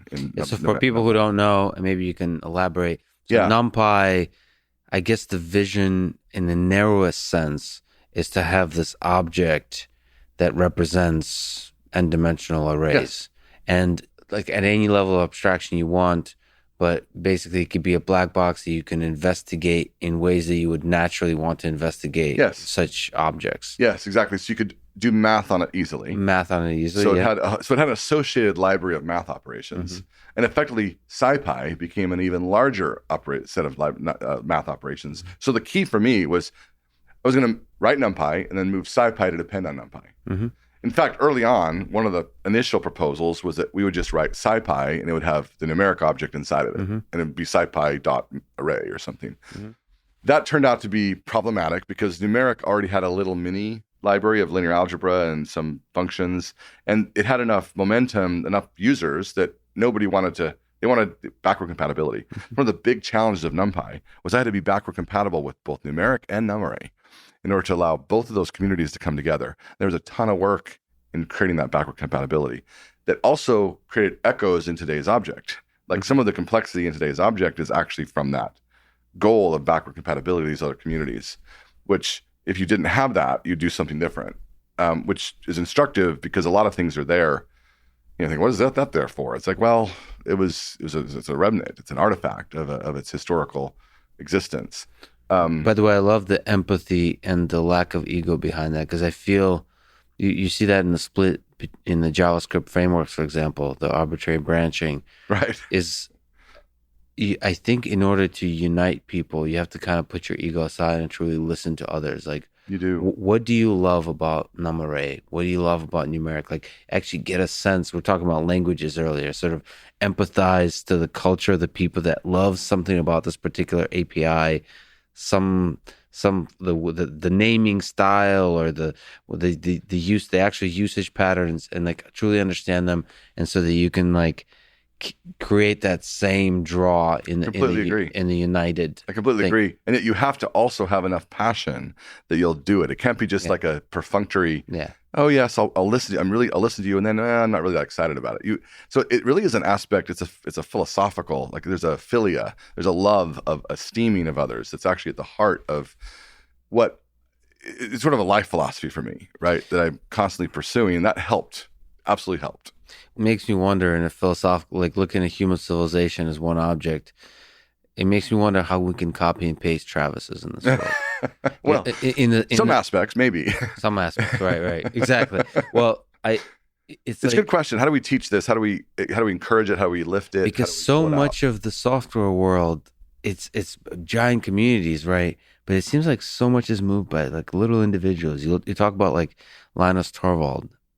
It's like, could you have had Linux without him? Could you? It's Yeah, like Guido and Python. Guido and Python. Guido and Python. I mean, the SciPy community particularly, it's like I said, we wanted to build this big thing, but ultimately we didn't. What happened is we had mavericks and champions like John Hunter, who created Matplotlib. We had Fernando Perez, who created IPython. And so we sort of inspired each other, and then there's sort of a culture of this selfless giving, the stewardship mentality, as opposed to ownership mentality, but stewardship and community focused, but intentional work. Like not waiting for everybody else to do the work, but you're doing it for the benefit of others, and not worried about what you're going to get. You're not worried about the credit. You're not worried about what you're going to get. You're worried about. I later realized that I have to worry a little about credit, not because I want the credit, because I want people to understand what led to the results. Mm-hmm. Like I don't. It's not about me. It's I want to understand this is what led to the result. So I think and this is what had no impact on the result. Like let's promote, just like you said, I want to promote the attributes that help make us better off. How do we make more of Wes McKinney? Like Wes McKinney was critical to the success of Python because of his creation of pandas, which is the roots of that were all the way back in numeric and numarray and NumPy, where NumPy created an array of records. Wes started to use that almost like a data frame, except it's an array of records. And data frame, the challenge is, okay, if you want to augment it, add another column, you have to do all this memory movement to insert a column. Whereas data frames became, I'm going to have a loose collection of arrays. So it's a record of arrays that is a part of a data frame. And we thought about that back in the memory days, but Wes ended up doing the work to build it, and then also the operations that were relevant for data processing. What I noticed is just that each of these little things creates just another tick, another up. So NumPy ultimately took a little while. About 6 months in, people started to join me. Francesc Alted, Robert Kern, Charles Harris, and these people are many of the unsung heroes. I would say people who are, they sometimes don't get the credit they deserve because they were critical both to support. Like, it's hard, and you need some support. People need support, and I needed just encouragement, and they were helping encourage by contributing. And once the big thing for me was when John Hunter, he had previously done kind of a simple thing called numerics to kind of, between numeric and numarray. Mm-hmm. He had a little high-level tool that would just select each one for Matplotlib.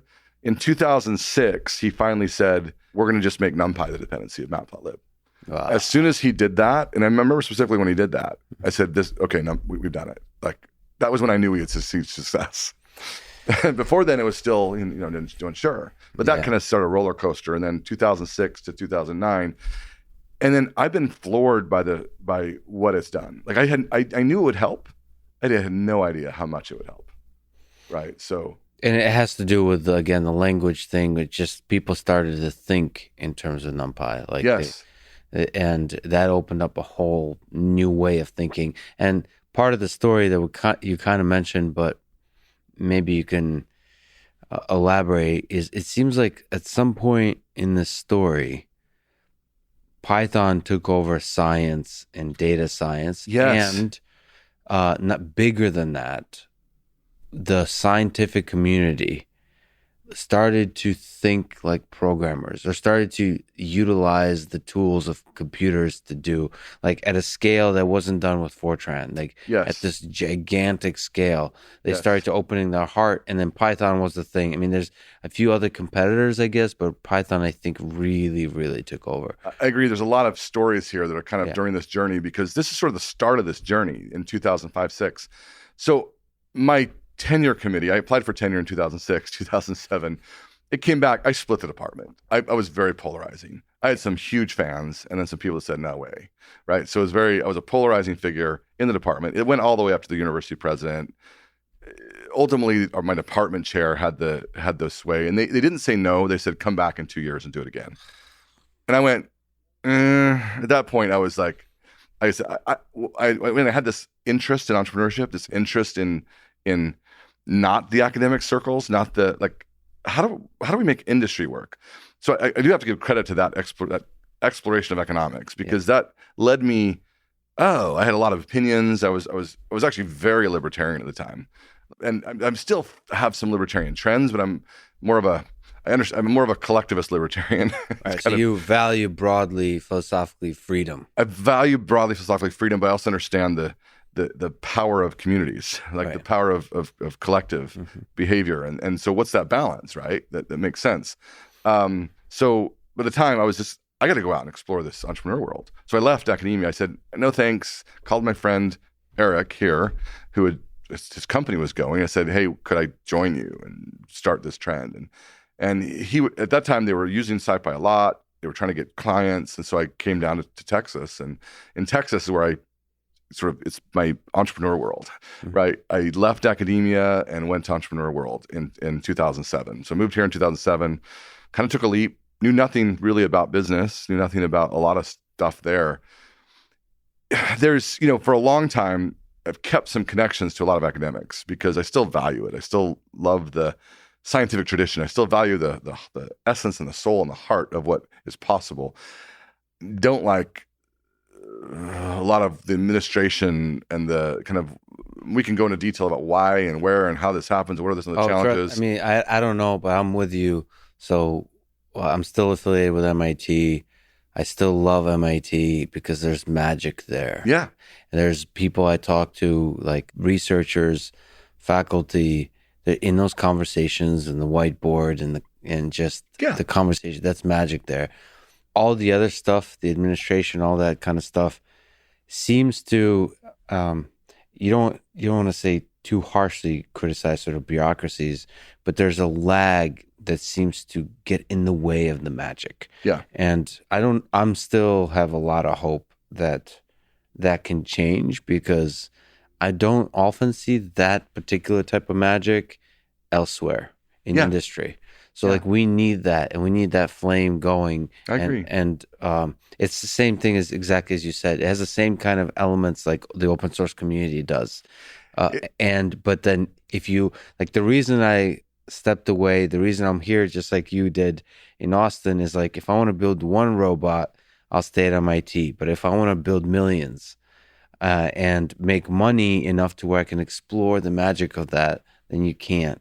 And I think that dance is that translational dance has been lost a bit. Yeah. Right. And there's a lot of reasons for that. I'm certainly not an expert on this stuff. I can opine like anybody else, but I realized that I wanted to explore entrepreneurship, which I know, and really figure out, and it's been a driving passion for 25 years. How do we connect capital markets and company? Because again, I fell in love with the notion that, profit seeking on its own is not a bad thing. It's actually a coordination mechanism for allocating resources that, in an emergent way, right? That respects everybody's opinions, right? So this is actually powerful. So I say all the time when I make a company and we do something that makes a profit, what we're saying is, hey, we're collecting of the world's resources, and voluntarily people are asking us to do something they like. And that's a huge deal. And so I really like that energy. So that's what I came to do and to learn and to try to figure out. And that's what I've been kind of stumbling through for the past 14 years. And that's 2007. 2007. And so you were still... So NumPy was just emerging, right? Emerging. One thing I've done, it's worth mentioning because it emphasized the exploratory nature of my thinking at the time. I said, well, I don't know how to fund this thing. I've got a graduate student I'm paying for, and I've got no funding for him. And I had done some fundraising from the public to try to get public fundraising for my lab. I didn't really want to go out and just do the fundraising circuit the way it's traditionally done. So I wrote a book, and I said, I'm going to write a book, and I'm going to charge for it. It was called Guide to NumPy. And so ultimately NumPy became documentation-driven development because I basically wrote the book and made sure the stuff worked so the book would work. So it really helped actually make NumPy become a thing. So writing that book, and it was not it's not a page turner. Guide to NumPy is not a book you pick up and go, this is great over the fire. But it's where you could find the details, like how'd all this work. And a lot of people love that book. And so a lot of people ended up, but I said, look, I need to, so I'm going to charge for it. And I got some flack for that. Not that much, just probably 5 angry messages, people, yelling at me saying I was, bad guy for charging for this book. Was one of them Richard Stallman?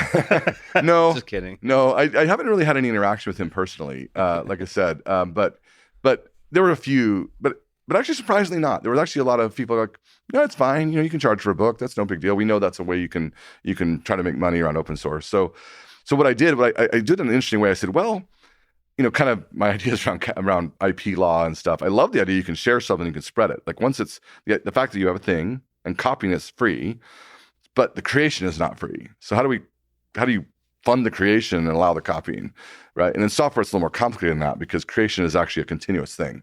It's not like you build a widget and it's done. It's sort of a process of emerging and continuing to create. But I wrote the book and had this market determined price thing. I said, look, I think I said $250,000. If I make $250,000 from this book, I'll make it free. So as soon as I get that much money, or I said 5 years, right? So there's a time limit. Like that's it's not really forever. Cool. I didn't know this story. This is amazing. So I released it on this, and it's actually interesting because one of the people who also thought that was interesting ended up being Chris White, who was the director of a DARPA project that we got funding through at Anaconda. And the reason he even called us back is because he remembered my name from this book, and he thought that was interesting. Yeah. And so, even though we hadn't gone to the demo days, we applied, and the people said, "Yeah, nobody ever gets this without coming to the demo day first. This is the first time I've seen it." But it's because I knew, Chris had done this, had this interaction. So it did have impact. I was actually really, really pleased by the result. I mean, I ended up in 3 years, I made 90,000. So sold 30,000 copies by myself. I just put it up on, used PayPal and sold it. And that was my first taste of kind of, okay, this can work to some degree. And I, all over the world, right? From Germany to Japan it did work. And so I appreciated the fact that PayPal existed and I had a way to get the money. The distribution was simple. This is pre-Amazon book stuff. So it was just publishing a website. It was the popularity of SciPy emerging and getting company usage.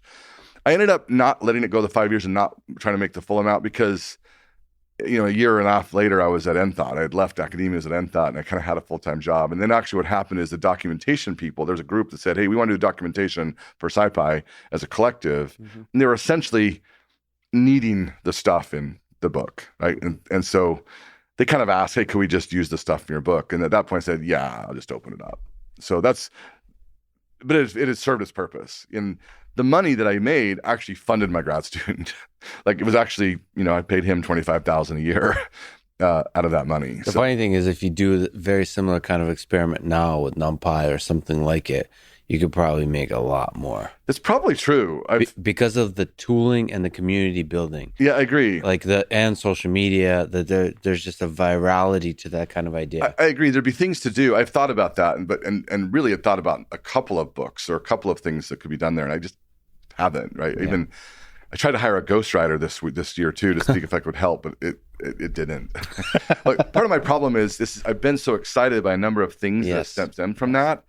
So I came here, worked at NThought for 4 years.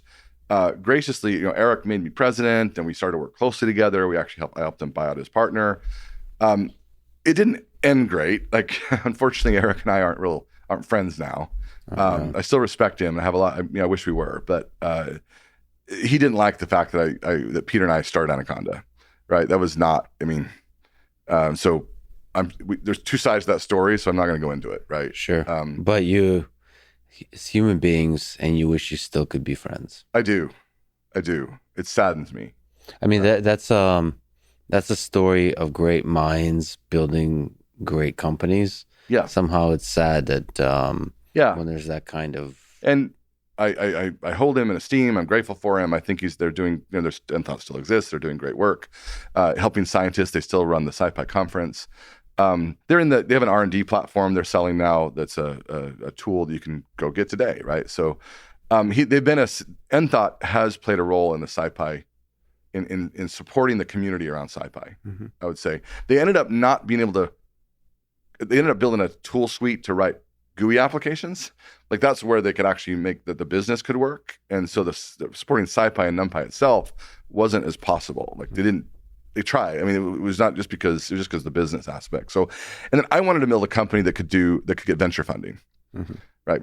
Better for worse. I mean, that's a longer story. We could talk a lot about that, but and that's where Anaconda came. Where Anaconda came to be. So let me ask you. It's a little bit for fun because you built this amazing thing, and so let's talk about an old warrior looking over old battles.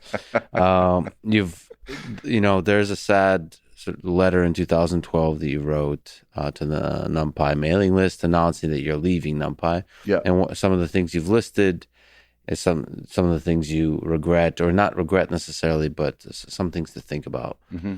If you could go back and you could fix stuff about NumPy, or both sort of on a personal level, but also like looking forward, what kind of things would you like to see changed? Good question. So I think there's technical questions and social questions right there. First of all, I wrote NumPy as a service, and I spent a lot of time doing it, and then other people came help make it happen.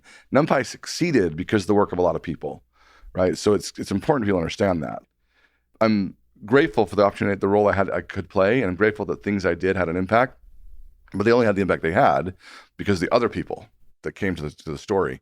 And so they were essential. But the way data types were handled, we had array scalars, for example, that are really just a substitute for a type concept, right? So we had array scalars are actual Python objects, so that there's for a 32-bit float or a 16-bit float or a 16-bit integer.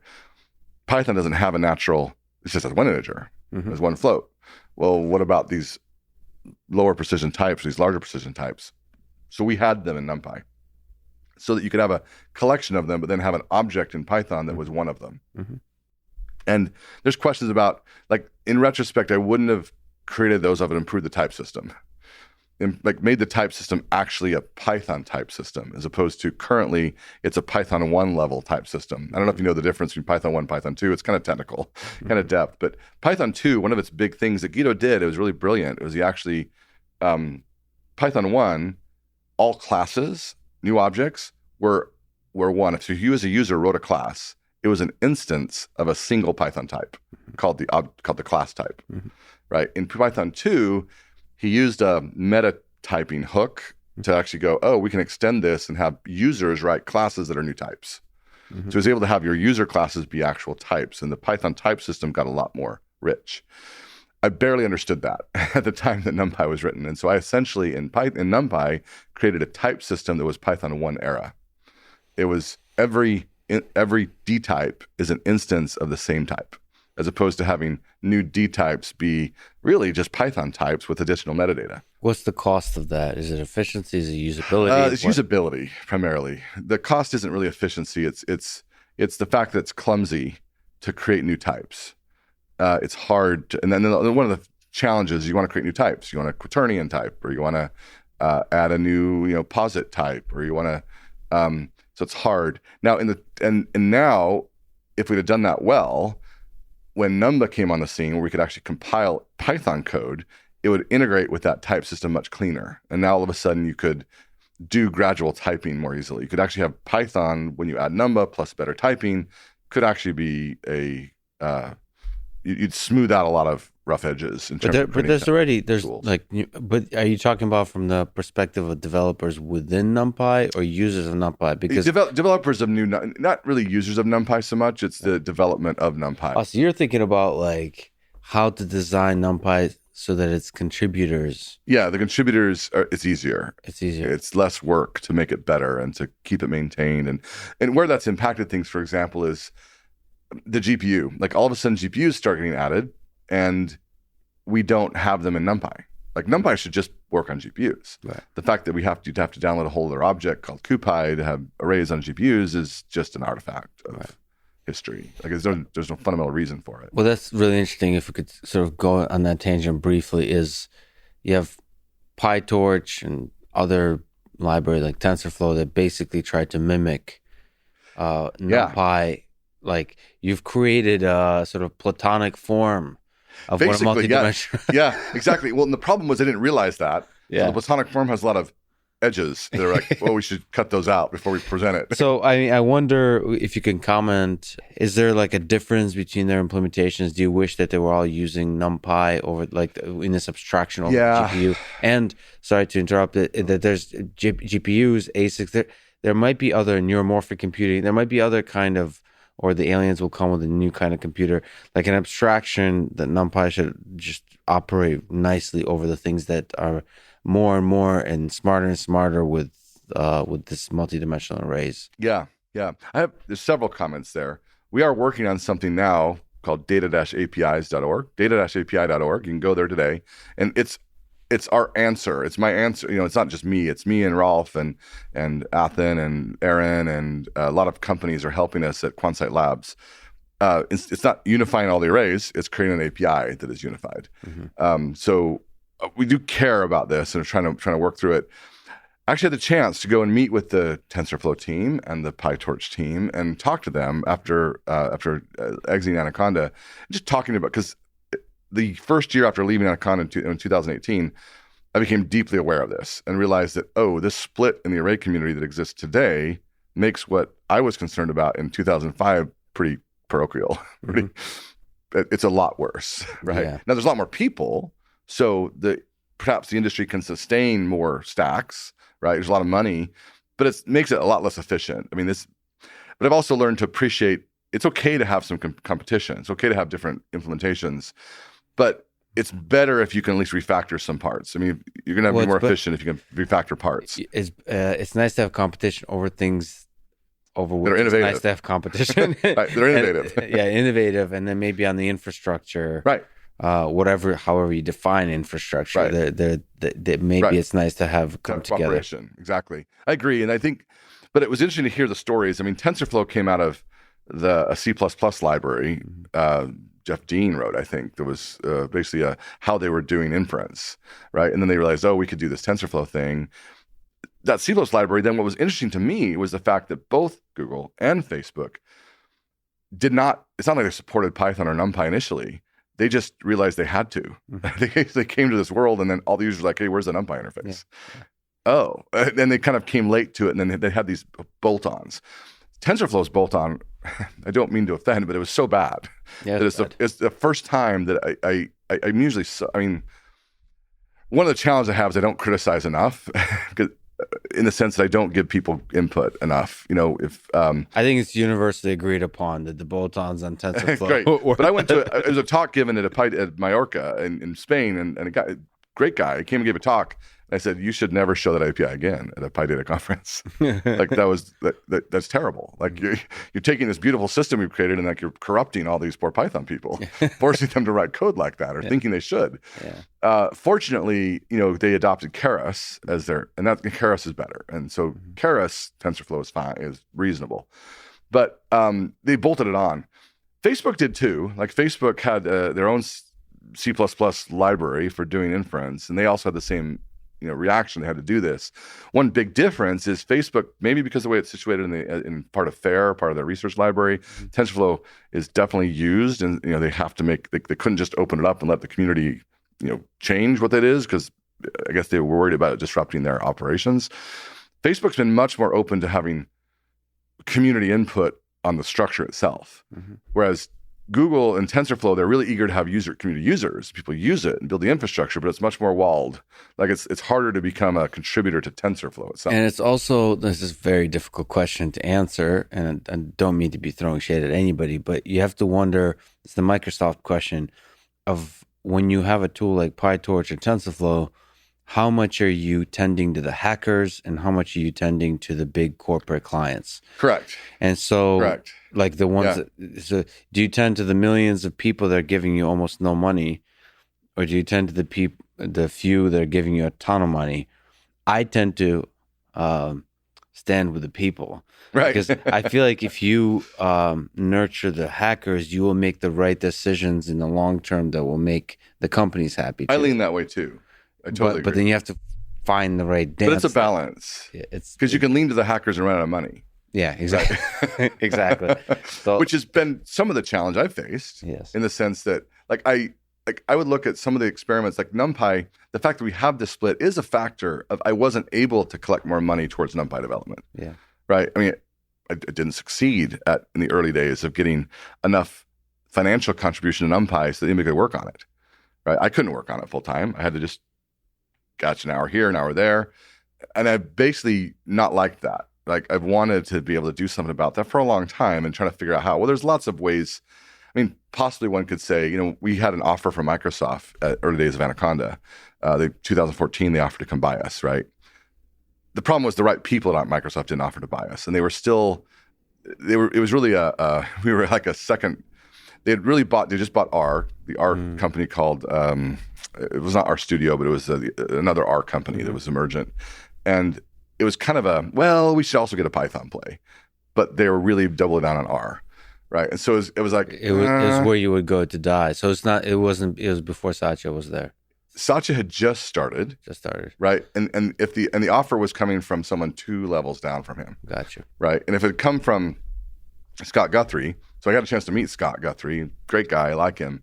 If it offer had come from him, probably would be at Microsoft right now. That'd be fascinating. That would be really nice, actually, especially given what Microsoft has since done for the open source community and all those. Yes, I think they're doing well. I really like some of the stuff they've been doing. They're still working, and they've hired Guido now, and they've hired a lot of Python developers. Wait, Guido's not Microsoft? Yeah, I need to. Which he retired, then he came out of retirement, and he's working on. I was just talking to him, and he didn't mention this part. Well, I should investigate this further. Because I know he left Dropbox, but I wasn't sure what he was doing, who he was up to. Well, he was kind of saying he would retire, but and it's literally been 5 years since I last sat down and really talked to Guido. Right, Guido's a technology expert. Right, so I was excited because I'd finally figured out the type system for NumPy. I wanted to kind of talk about that with him, and I kind of overwhelmed him. Could you stay on that just for a brief moment? Because you're a fascinating person in the history of programming. He is a fascinating person. What have you learned from Guido about programming, about life? Yeah, a lot actually. I've been a fan of Guido's. We have a chance to talk some. I wouldn't say we talk all the time, not really at all. He may, but we talk enough to. I respect his. In fact, when I first started NumPy, one of the first things I did was I asked Guido for a meeting with him and Paul Dubois in San Mateo, and I went and met him for lunch, and basically to say maybe we can actually part of the strategy for NumPy was to get it into Python 3 and maybe be part of Python, and so we talked about that. That's a cool and about that approach, right? I would have loved to be a fly in the wall. That was good, and over the years for Guido, I learned. So he was open, like he was willing to listen to people's ideas, right? And over the years, now generally, I'm not saying universally that's been true, but generally that's been true. So he's willing to listen. He's willing to defer. Like on the scientific side, he would just kind of defer. He didn't really always understand what we were doing, and he'd defer. One place where he didn't enough was we missed a matrix multiply operator. Like that finally got added to Python, but about 10 years later than it should have. But the reason was because it takes a lot of effort. And I learned this while I was writing NumPy. I also wrote tools I became a Python dev, and I added some pieces to Python, like the memory view object. I wanted the structure of NumPy into Python. So we didn't get NumPy into Python, but we got the basic structure of it into Python, like so you could build on it. Nobody did for a while, but eventually database authors started to. And it's a lot better they did. And also Antoine Petro and Stefan Kra actually fixed the memory view object, because I wrote the underlying infrastructure in C, but the Python exposure was terrible until they came in and fixed it, partly because I was writing NumPy, and NumPy was the Python exposure. I didn't really care about if you didn't have NumPy installed. Anyway, Guido opened up ideas, technologically, brilliant. Like really, I really got a lot of respect for him when I saw what he did with this type class merger thing. That was actually tricky, right? And then willing to share his ideas. So the other thing, early on in 1998, I said wrote my first extension module. The reason I could is because he'd written this blog post on how to do reference counting, right? And without it, I would have been lost, right? But he was willing to at least try to write this post. And so he's been motivated early on with Python. There's a computer science for everybody. He kind of had this early on desire to, maybe we should be pushing programming to more people. So he had this populist notion, I guess, or populist sense. So learn that there's a certain skill, and I've seen it in other people too, of engaging with contributors sufficiently because when somebody engages with you and wants to contribute to you, if you ignore them, they go away. So building that early contributor base requires real engagement with other people, and he would do that. Can you also comment on this tragic stepping down from his position as the benevolent dictator for life over the wars? The walrus operator. The walrus operator was the last battle. I don't know if that's the cause of it, but there's this, for people who don't know, you can look up. There's the walrus operator, which is looks like a colon and equal sign. Yeah, colon equal sign. And it actually does maybe the thing that an equal sign should be doing. Yeah, maybe. Right, exactly. But it's just historically, equal sign means something else. It just means assignment. So he stepped down over this. What do you think about the pressure of leadership? It's some of you mentioned the letter I wrote in NumPy at the time. Yes. that was a hard time, actually. I mean, there's been really hard times. It was hard. You get criticized, right? And you get pushed, and you get, not everybody loves what you do. Like anytime you do anything that has impact at all, you're not universally loved, right? You get some real critics. And that's an important energy because it's impossible for you to do everything right. You need people to be pushing. But sometimes people can get mean, right? People can, I prefer to give people the benefit of the doubt. I don't immediately assume they have bad intentions. Mm-hmm. And maybe for other, maybe that doesn't happen for everybody. They, for whatever reason, their past or their experience with people, they sometimes have so they immediately attribute to you bad intentions. So you're like, where did this come from? I mean, I definitely open to criticism, but I think you're misinterpreting the whole point. Because I would get that, certainly when I started Anaconda, I've been, sometimes I say to people, I care enough about entrepreneurship to make some open source people uncomfortable.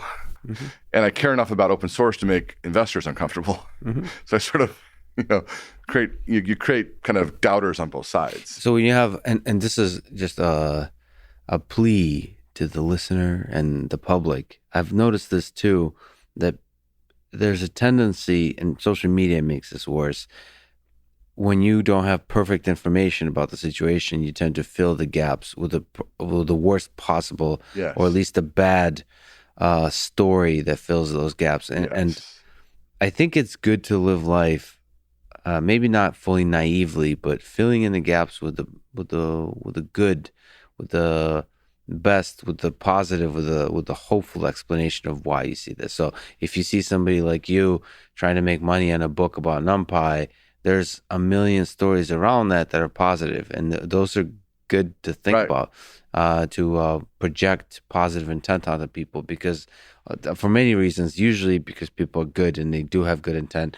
And also when you project that positive intent, people will step up to that too. Yes. So like it has this great point. It has this kind of viral nature to it. And of course, what Twitter early on figured out, and Facebook, is that they can make a lot of money and engagement from the negative. Yes. And so like we're fighting this mechanism. I agree. Which is challenging. It's like easier. It's just easier to be negative. And then for some reason, something in our mind really enjoys sharing that and getting all excited about the negativity. We do, yeah. But some protective mechanism, perhaps, that we're worried we're going to eat if we don't. Exactly. For us to be effective as a group of people in a software engineering project, you have to project positive intent, I think. I totally agree.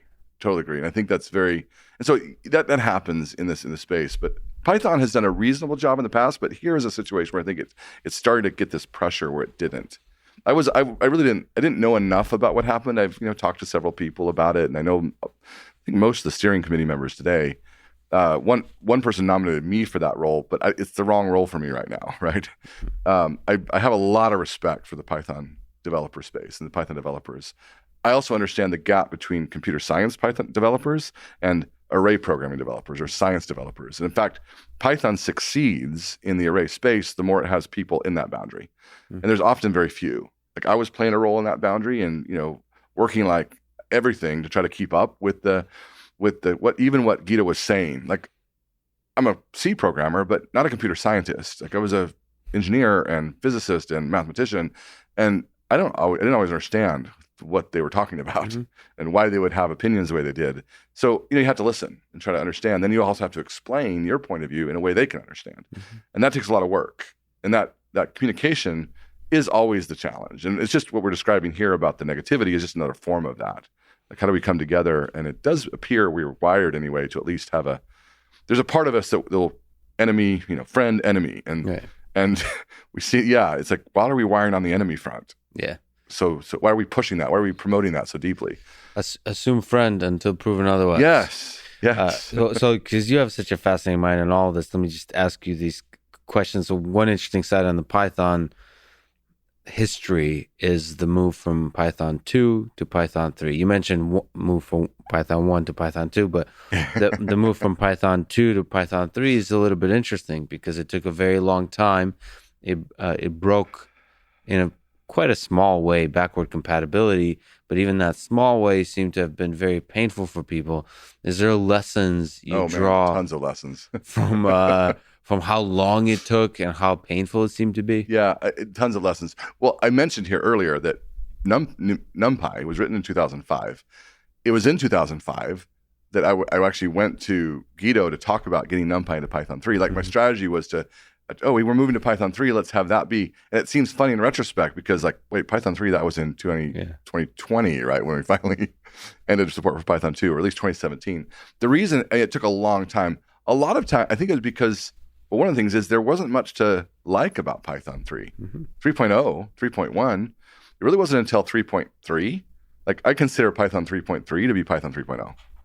It wasn't until Python 3.3 that I felt there was enough stuff in it to make it worth anybody using it, right? And then 3.4 started to be, oh yeah, I want that. And then 3.5 adds the matrix multiply operator, and now it's like, okay, we got to use that. Plus the libraries that started leveraging some of the features of Python 3. Exactly. Yeah. So it really, the challenge was, but it also illustrated a truism that, it's when you have inertia, when you have a group of people using something, it's really hard to move them away from it. You can't just change the world on them. And Python 3, I think it fixed some things Guido had always hated. I think he didn't like the fact that print was a statement. He wanted to make it a function. But in some sense, that's a bit of gratuitous change to the language. And you could argue, and people have, but there was, one of the challenges was there wasn't enough features and too many just changes without features. And so that empathy for the end user as to why they would switch wasn't there. I think also it illustrated just the funding realities. Like Python wasn't funded. Like it was also a project with a bunch of volunteer labor, right? It had more people, so more volunteer labor, but it was funded in the sense that at least Guido had a job. And I've learned some of the behind the scenes on that now since talking to people who lived through it. And maybe not on air, we can talk about some of that.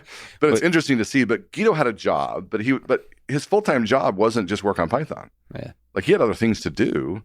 This is wild. It is wild, isn't it? It's wild how few people are funded. Yes. And how much impact they have. Maybe that's a feature, not a bug. I don't know. Maybe, yes, exactly. At least early on. Like it's sort of, I know, yeah. It's like Olympic athletes are often severely underfunded, but maybe that's what brings out the greatness. Perhaps. Yes, correct. No, exactly. Maybe this is an essential part of it. Because I do think about that in terms of, I currently have an incubator for open source startups. Like what I'm trying to do right now is create the environment I wished had existed when I was leaving academia with NumPy and trying to figure out what to do. I'm trying to create those opportunities and environments. So, and that's what drives me still, is how do I make the world easier for the open source entrepreneur? So let me stay I could probably stay on NumPy for a long time, but this is fun question. So Andre Karpathy leads the Tesla Autopilot team, and he's also one of the most like legit programmers I know. It's like he builds stuff from scratch a lot, and that's how he builds intuition about how a problem works. He just builds it from scratch, and I always love that. And the primary language he uses is Python for the intuition building. But he posted something on Twitter saying that they got a significant improvement on some aspect of their like data loading, I think, by switching away from np.square root, so the NumPy's implementation of square root, to math.square root. And then somebody else commented that you can get even a much greater improvement by using the vanilla Python square root, which is like power 0.5. Power 0.5. Yeah. And it's fascinating to me. I just wanted to. So that absolutely, that was some shade throwing at some. No, and but also yes, we're talking about. It's a good way to ask the trade-off between usability and efficiency broadly in NumPy, but also on these like specific weird quirks of like a single function. Yep. So on that point, if you use a NumPy math function on a scalar, it's going to be slower than using a Python function on that scalar. Yeah. Right. Because the math object in NumPy is more complicated, right? Because you can also call that math object on an array. And so effectively it goes through a similar machinery. There aren't enough of the, which you would do you could do like checks and fast paths. So yeah, if you're basically doing a list, if you run over a list, in fact, for problems that are less than 1,000, even maybe 10,000 is probably if you're going more than 10,000, that's where you definitely need to be using arrays. But if you're less than that, and for reading, if you're doing a reading process, and essentially it's not compute bound, it's IO bound, and so you're really taking lists of 1,000 at a time and doing work on it, yeah, you could be faster just using Python, straight up Python. See, but also, and then this is sorry to interrupt, but there's the fundamental questions when you look at the long arc of history. Mm-hmm. It's very possible that NP.square root is much faster. It could be. So like in terms of like, don't worry about it. It's the evils of over optimization or whatever, all the different quotes around that is that sometimes obsessing about this particular little quirk is not sufficient. For somebody like if you're trying to optimize your path, I mean, I agree. Premature optimization creates all kinds of challenges, right? Because now, but you may have to do it. I believe the quote is it's the root of all evil. It's the root of all evil, right? I mean, let's give Donald Knuth, I think, or was he quoting somebody else? Doc Knuth is kind of like Mark Twain. People just attribute stuff to him. And it's fine because he was brilliant. So, no, I was a LaTeX user myself, and so I have a lot of respect. And he did more than that, of course. But someone I really appreciate in the computer science space. Yeah, I think that's appropriate. There's a lot of little things like that where people actually, if you understood it, you go, oh, yeah, of course that's the case. Yeah. Like, and the other part I didn't mention, and Numba was a thing we wrote early on, and I was really excited by Numba because it's something we wanted. It was a compiler for Python syntax, and I wanted it from the beginning of writing NumPy because of this function question. Like, taking the power of arrays is really that you can write functions using all of it. Mm-hmm. It has implicit looping, right? So you don't worry about, I write this n-dimensional for loop with 4 loops, for statements. You just say, oh, big 4-dimensional array, I'm going to do this operation, this plus, this minus, this reduction, and you get this. It's called vectorization in other areas, but you can basically think at a high level and get massive amounts of computation done with the added benefit of, it can be parallelized easily. It can be put in parallel. You don't have to think about that. In fact, it's worse to go decompose you write the for loops and then try to infer parallelism from for loops. That's actually a harder problem than to take the array problem and just automatically parallelize that problem. That's what, and so functions in NumPy are called universal functions, ufuncs. So square root is an example of a ufunc. Mm-hmm. There are others, sine, cosine, add, subtract. In fact, one of the first libraries to SciPy was something called special, where I added Bessel functions and like all these special functions that come up in physics. And I added them as ufuncs so they could work on arrays. Mm-hmm. So I understood ufuncs very, very well from day one inside of numeric. That was one of the things we tried to make better in NumPy was how do they work? Can they do broadcasting? What does broadcasting mean? But one of the problems is, okay, what do I do with a Python scalar?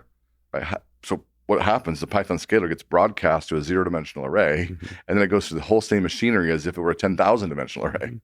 And then it kind of unpacks the element and then does the addition. That's not to mention the function it calls, in the case of square root, is just the CLab square root, right? In some cases, like Python's power, there's some optimizations they're doing that can be faster than just calling the CLab square root.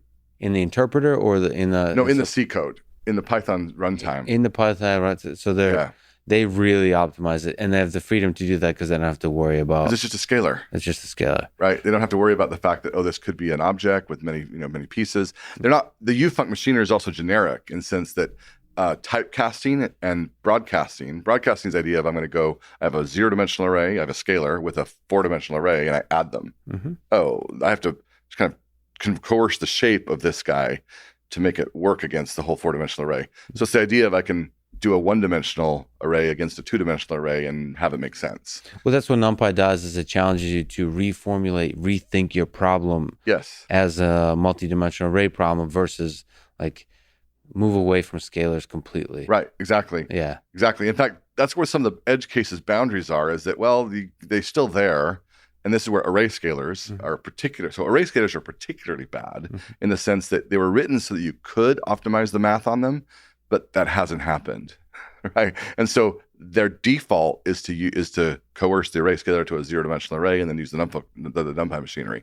That's what, and you could specialize, but it doesn't happen all the time. So in fact, when we first wrote Numba, we do comparisons and say, look, it's 1,000x speed up.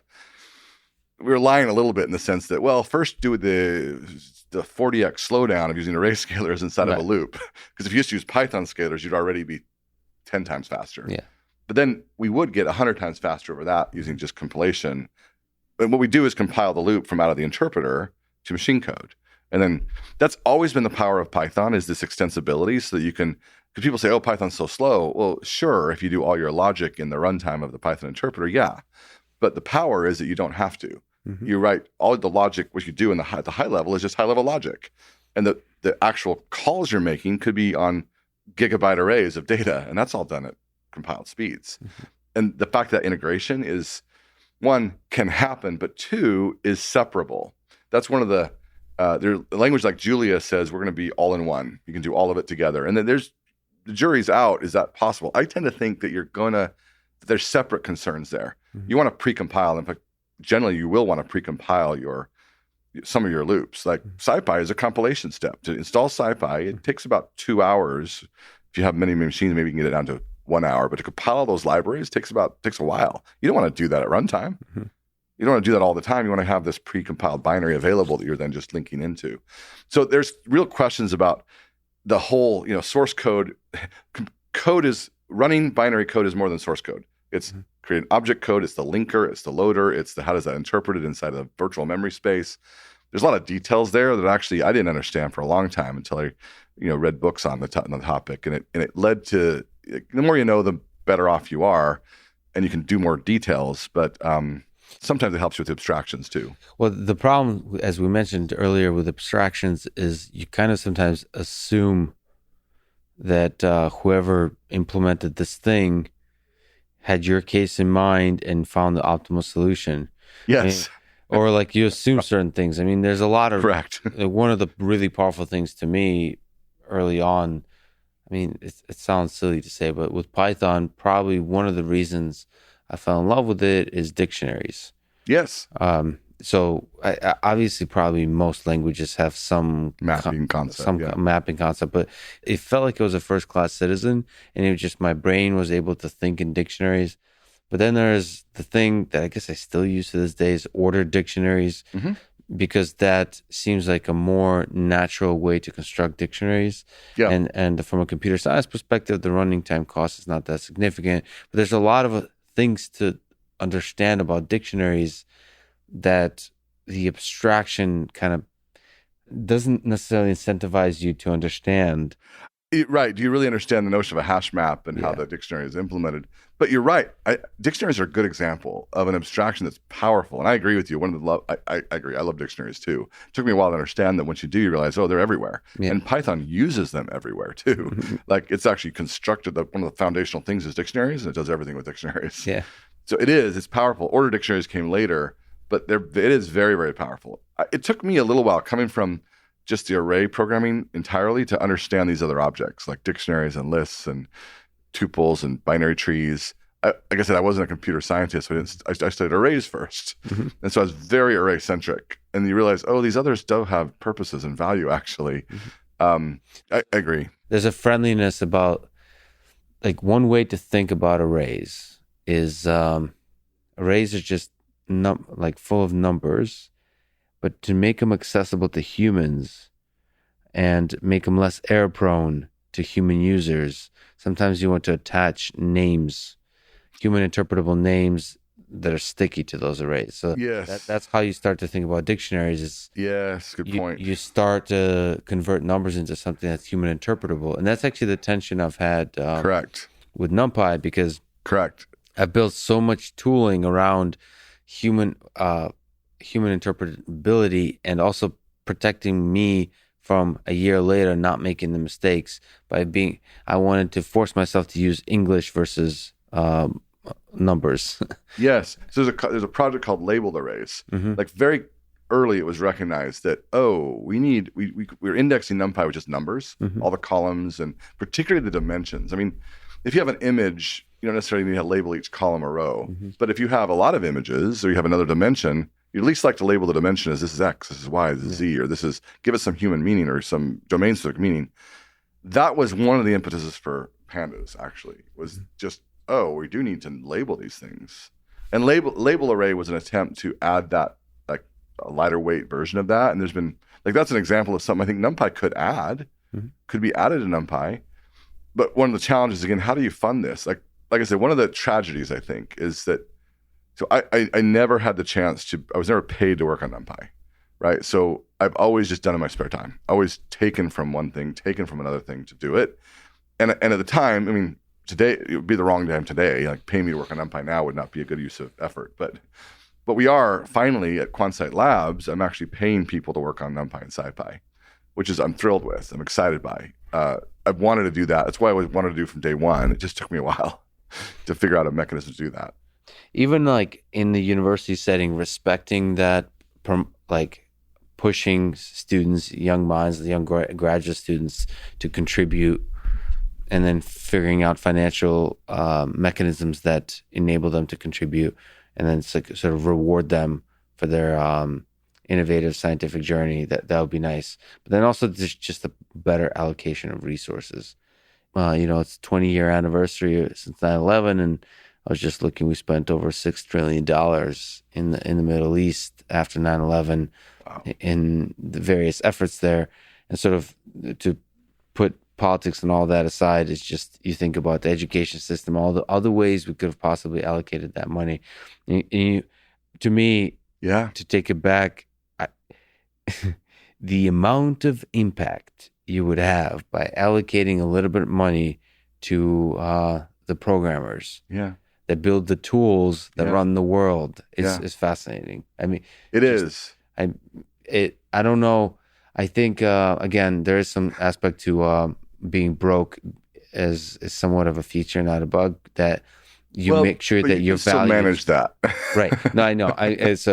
But I don't think that's a big part. So it's like I think you can have enough money and actually be wealthy while maintaining your values. Agreed. I think agreed. There's an old adage that nations that trade together don't go to war together. Yeah. Right. I've often thought about nations that code together. Yeah. Code right. Because that. one thing I love about open source is it's global. It's multinational. Like there aren't national boundaries. One of the challenges with business and open source is the fact that business is national. Like businesses are entities that are recognized in legal jurisdictions, right, and have laws that are respected in those jurisdictions and hiring, and yet the open source ecosystem is not. It's not there. Like currently, one of the problems we're solving is hiring people all over the world, right? Because it's a global effort, and I've had the chance to work, and I've loved the chance. I've never been to Iran, but I once had a conference where I was able to talk to people there, right, and talk to folks in Pakistan. Never been there, but we had a call where there are people there, like just scientists and normal people, and and it's there's a certain amount of humanizing, right, that gets away from we often get the memes of society that bubble up and get discussed, but the memes are not even an accurate reflection of the reality of what people are. Well, if you look at the major power centers that are leading to something like cyber war in the next few decades, it's the United States, it's Russia, and China. Right. And those three countries in particular have incredible developers. Correct. So if they work together, I think that's one way. The politicians can do their stupid bickering, but there's a layer of infrastructure of humanity. Yeah. If they collaborate together, that I think can prevent major military conflict, which would, I think, most likely happen at the cyber level versus the actual hot war level. You're right. No, I think that's good. That's good prediction. Nations that code together don't go to war together. Don't go to war together. That's a hope, right? That's one of the philosophical hopes. But yeah. So you mentioned the project of Numba, which is fascinating. So from the early days, there was kind of a pushback on Python that it's not fast. You see C++. If you want to write something that's fast, you use C++. If you want to write something that's usable and friendly but slow, you use Python. And so what is Numba? What is its goal? How does it work? Great. Yeah. Yes, that's what the argument. And the reality was people would write high-level code and use compiled code, but there's still user story use cases where you want to write Python, but then have it still be fast. You still need to write a for loop. Like before Numba, it was always don't write a for loop. Write it in a vectorized way, put it in an array. And often that can make a memory trade-off. Like quite often you can do it, but then maybe you use more memory because you have to build this array of data that you don't necessarily need all the time. So Numba it started from a desire to have kind of a vectorize that worked. A vectorize was a tool in NumPy. It was released. You give it a Python function, and it gave you a universal function, a ufunc that would work on arrays. So get a function that just worked on a scalar, Like you could make the classic case was a simple function that had an if-then statement in it. So sin x over x function, sync function. If x equals 0, return 1, otherwise do sin x over x. The challenge is you don't want that loop going in Python, so you want a compiled version of that. But the vectorize in NumPy would just give you a Python function. So it would take the array of numbers and at every call do a loop back into Python. So it was very slow. It gave you the appearance of a ufunc, but it was very slow. So I always wanted a vectorize that would take that Python scalar function and produce a ufunc working on binary native code. So in fact, I had somebody work on that with PyPy, see if PyPy could be used to produce a ufunc like that early on in 2009 or something like that, 2010. It didn't work that well. It was kind of pretty bulky. But in 2012, Peter and I had just started Anaconda. I'd learned to raise money. That's a different topic, but I'd learned to raise money from friends, family, and fools, as they say. And that's a good line. Oh, that's a good line. But we were trying to do something. We were trying to change the world. Peter and I are super ambitious. We wanted to make array computing, and we had ideas for really what's still the energy right now. How do you do at scale data science? And we had a bunch of ideas there. But one of them, I had just talked to people about LLVM, and I was like, there's a way to do this. I heard about my friend Dave Beasley at a compiler course. So I was looking at compilers and I realized, oh, this is what you do. And so I wrote a version of Numba that just basically mapped Python bytecode to LLVM. Nice. Right? So, and the first version is this works and it produces code that's fast. This is cool for, obviously a reduced subset of Python. I didn't support all of the Python language. There had been efforts to speed up Python in the past, but those efforts were, I would say, not from the array computing perspective, not from the perspective of wanting to produce a vectorize improvement. They were from the perspective of speeding up the runtime of Python, which is fundamentally hard because Python allows for some constructs that you can't speed up. Like it's this generic, when it does this variable. So I, from the start, did not try to replicate Python's semantics entirely. I said, I'm going to take a subset of the Python syntax and let people write syntax in Python, but it's kind of a new language, really. So it's almost like for loops, like focusing on for loops, scalar arithmetic, typed, really typed language, a typed subset. That was the key. So, but we wanted to add inference of types. So you didn't have to spell all the types out because when you call a function, so Python is typed. It's just dynamically typed. So you don't tell it what the types are, but when it runs, every time an object runs, there's a type for the variables. You know what it is. And so that was the design goals of Numba, were to make it possible to write functions that could be compiled and have them used for NumPy arrays. Like they needed to support NumPy arrays. And so how does it work? Do you add a comment within Python that tells it to do, how do you help out the compiler? Yeah, so to know what to do? There isn't much, actually. You don't. It's kind of magical in the sense that it just looks at the type of the objects and then does type inference to determine any other intermediate variables it needs.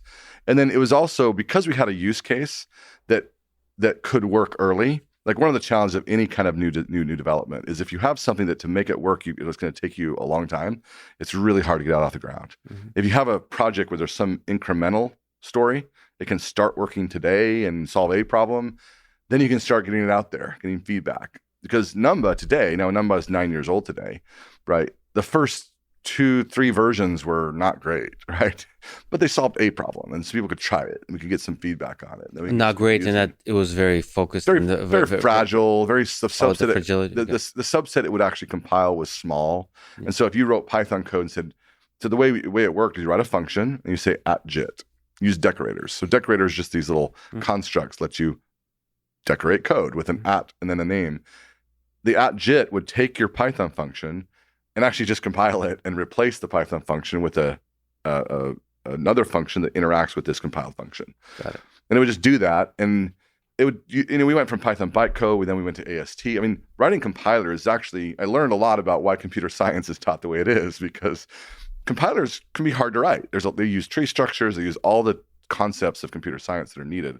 And it's actually hard it's easy to write a compiler and then have it be spaghetti code. Like the passes become challenging. And we ended up with 3 versions of Numba, right? Numba got written 3 times. What programming language is Numba written in? Python. Wait, Okay. Yeah, Python. So Really? Yeah. That's fascinating. Yeah, so Python, but then the whole goal of Numba is to translate Python bytecode to LLVM.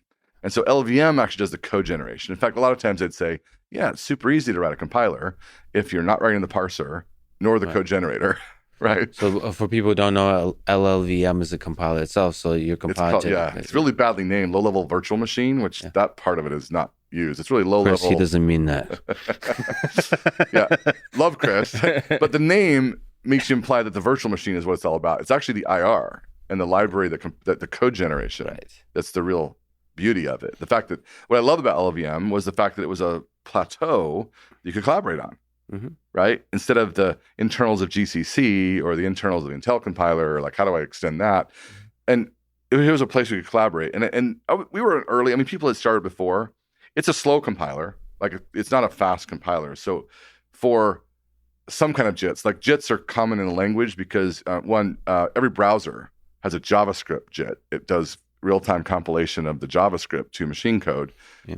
For people who don't know, JIT is just-in-time compilation. Thank you. Yeah, just-in-time compilation. They're actually really sophisticated. In fact, I got jealous of how much effort was put into the JavaScript JITs. Yes. Well, it's kind of incredible what they've done with the JavaScript JITs. Yeah. I completely agree. I'm very impressed. But Numba was an effort to make that happen with Python. And so we used some of the money we raised from Anaconda to do it. And then we also applied for this DARPA grant and used some of that money to continue the development. And then we used proceeds from service projects we would do. We get consulting projects on that we would then use some of the profits to invest in Numba. So we ended up with a team of 2 or 3 people working on Numba. It was a fits and starts, right? And ultimately, the fact that we had a commercial version of it also we were writing. So part of the way I was trying to fund Numba is say, well, let's do the free Numba, and then we'll have a commercial version of Numba called Numba Pro. And what Numba Pro did is it targeted GPUs. So we had the very first CUDA JIT and the very first at-JIT compiler that in 2012 to 13, you could run not just a UFunk on CPU, but a UFunk on GPUs. And it would automatically parallelize it and get 1000x speed up. And that's an interesting funding mechanism because, large companies or larger companies care about speed exactly. in just this way. So it's exactly a really good way. Yeah, there's been a couple of things people will pay for. One, they'll pay for really good user interfaces, right? And so so I'm always looking for what are the things people will pay for that you can actually adapt to the open source infrastructure. One is definitely user interfaces. The second is speed, like a better runtime, faster runtime. And then when you say people, you mean like a small number of people pay a lot of money, but then there's also this other mechanism that's true. A ton of people pay. That's true. A little bit. First, we mentioned Anaconda. We mentioned friends, family, and fools. So Anaconda is yet another. So there's a company, but there's also a project. Correct. That is exceptionally impactful in terms of for many reasons, but one of which is bringing a lot more people into the community of folks who use Python. So what is Anaconda? Yeah. What is its goals? Yeah. Maybe what is Conda versus Anaconda? Yeah, I'll tell you a little bit of the history of that. Because Anaconda, we wanted to do, we wanted to scale Python because that was the goal. Peter and I had the goal of when we started Anaconda. We actually started as Continuum Analytics was the name of the company that started. Right. It got renamed to Anaconda in 2015. But we said we want to scale analytics. NumPy is great. Pandas is emerging. But these need to run at scale with lots of machines. The other thing we wanted to do was make user interfaces that were web. We wanted to make sure the web did not pass by the Python community, that we had ways to translate your data science to the web. So those are the 2 kind of technical areas. We thought, we'll build products in this space. And that was the idea. Very quickly but of course the thing I knew how to do was to do consulting to make money and to make sure my family and friends and fools that had invested didn't lose their money. So it's a little different than if you take money from a venture fund. If you take money from a venture fund, the venture fund, they want you to go big or go home. And they're kind of like expecting 9 out of 10 to fail or 99 out of 100 to fail. It's different. I was at a barbell strategy. I was like, I can't fail. I mean, I may not do super well, but I cannot lose their money. So I'm going to do something I know can return a profit, but I want to have exposure to an upside. So that's what happened in Anaconda. There was lots of things we did not well in terms of that structure, and I've learned from since how to do it better. But we did a really good job of kind of attracting the interest around the area to get good people working and then funnel some money on some interesting projects. Super excited about what came out of our energy there. Like a lot did. So what are some of the interesting projects? So Dask, Numba, Bokeh, Conda. There was a data shader, Panel, Holoviz. These are all tools that are extremely relevant in terms of helping you build applications, build tools, build faster code. There's a couple I'm forgetting. Jupyter Lab came out of this too. That's fascinating. Actually. Yeah. Okay, so Bokeh does plotting. Is that Bokeh does plotting? So Bokeh was one of the foundational things to say, I want to do plot in Python, but have the things show up in a web. Right. That's right. So and plotting to me still, with all due respect to Matplotlib and Bokeh, feels like still an unsolved problem, non-solved problem. It is. It's a big problem. Right, because I don't know. It's a visualization broadly. Yes, right? I think we've got a pretty good API story around certain use cases of Python plotting. Yeah. But there's a difference between static plots versus interactive plots versus I'm an end user. I just want to write a simple. Pandas started the idea of here's a data frame. I'm going to dot plot. I'm just going to attach plot as a method to my object, which was a little bit controversial, right? But works pretty well actually because there's a lot less you have to pass in, right? You can just say, here's my object. You know what you are. You tell the visualization what to do. So and there's things like that have not been, super well developed entirely. But Bokeh was focused on interactive plotting. So it's a short path between interactive plotting and dashboard application. And there's some incredible work that got done there, right? And it was a hard project because then you're basically doing JavaScript and Python. So we wanted to tackle some of these hard problems and just go after them. We got some DARPA funding to help, and it was super helpful. Funny story there. We actually did 2 DARPA proposals, but one we were 5 minutes late for. And DARPA has a very strict cutoff window. And so we had 2 proposals, one for the Bokeh and one for actually Numba and the other work. Which one were you late for? The foundational numerical work. So Bokeh got funded. Fortunately, Chris let us use some of the money to fund still some of the other foundational work. But it wasn't his hands were tied. He couldn't do anything about it. That was a whole interesting story. So one of the incredible projects that you worked on is Conda. Yes. So how that Conda? Came about? Yeah, Conda, it was early on, like I said, with SciPy. SciPy was a distribution masquerading as a library. And he heard me talking about compiler issues and trying to get the stuff shipped and the fact that people can use your libraries if they have it. So for a long time, we'd understood the packaging problem in Python. And one of the first things we did at Continuum Analytics, became Anaconda, was organize the PyData ecosystem in conjunction with NumFocus. We actually started NumFocus with some other folks in the community the same year we started Anaconda. I said, we're going to build a corporation, but we also got to reify the community aspect and build a nonprofit. So we did both of those. Can we pause real quick and can you say what is SciPy, the Python package index, like this whole story of packaging in Python? Yeah, that's what I'm going to get to, actually. Okay. This is exactly the journey I'm on, is to sort of explain packaging in Python. I think it's best expressed to the conversation I had with Guido at a conference where I said, packaging is kind of a problem. And Guido said, I don't ever care about packaging. I don't use it. I don't install new libraries. I'm like, I guess if you're the language creator and if you need something, you just put it in the distribution. Maybe you don't worry about packaging. But Guido has never really cared about packaging, right? And never really cared about the problem of distribution. It's somebody else's problem. And that's a fair position to take, I think, as a language creator. In fact, there's a philosophical question about, should you have different development packaging managers? Should you have a package manager per language? Is that really the right approach? I think there are some answers of, it is appropriate to have development tools. And there's an aspect of a development tool that is related to packaging.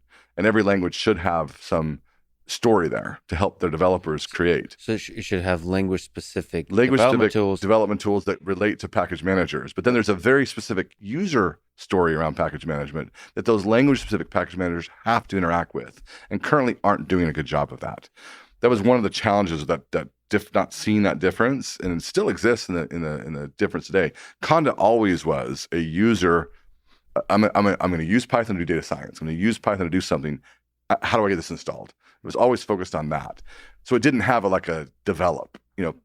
Classic example is pip has a pip develop. It's like, I want to install this into my current development environment today, now. Conda doesn't have that concept because it's not part of the story. For people who don't know, pip is a Python specific package manager. Right.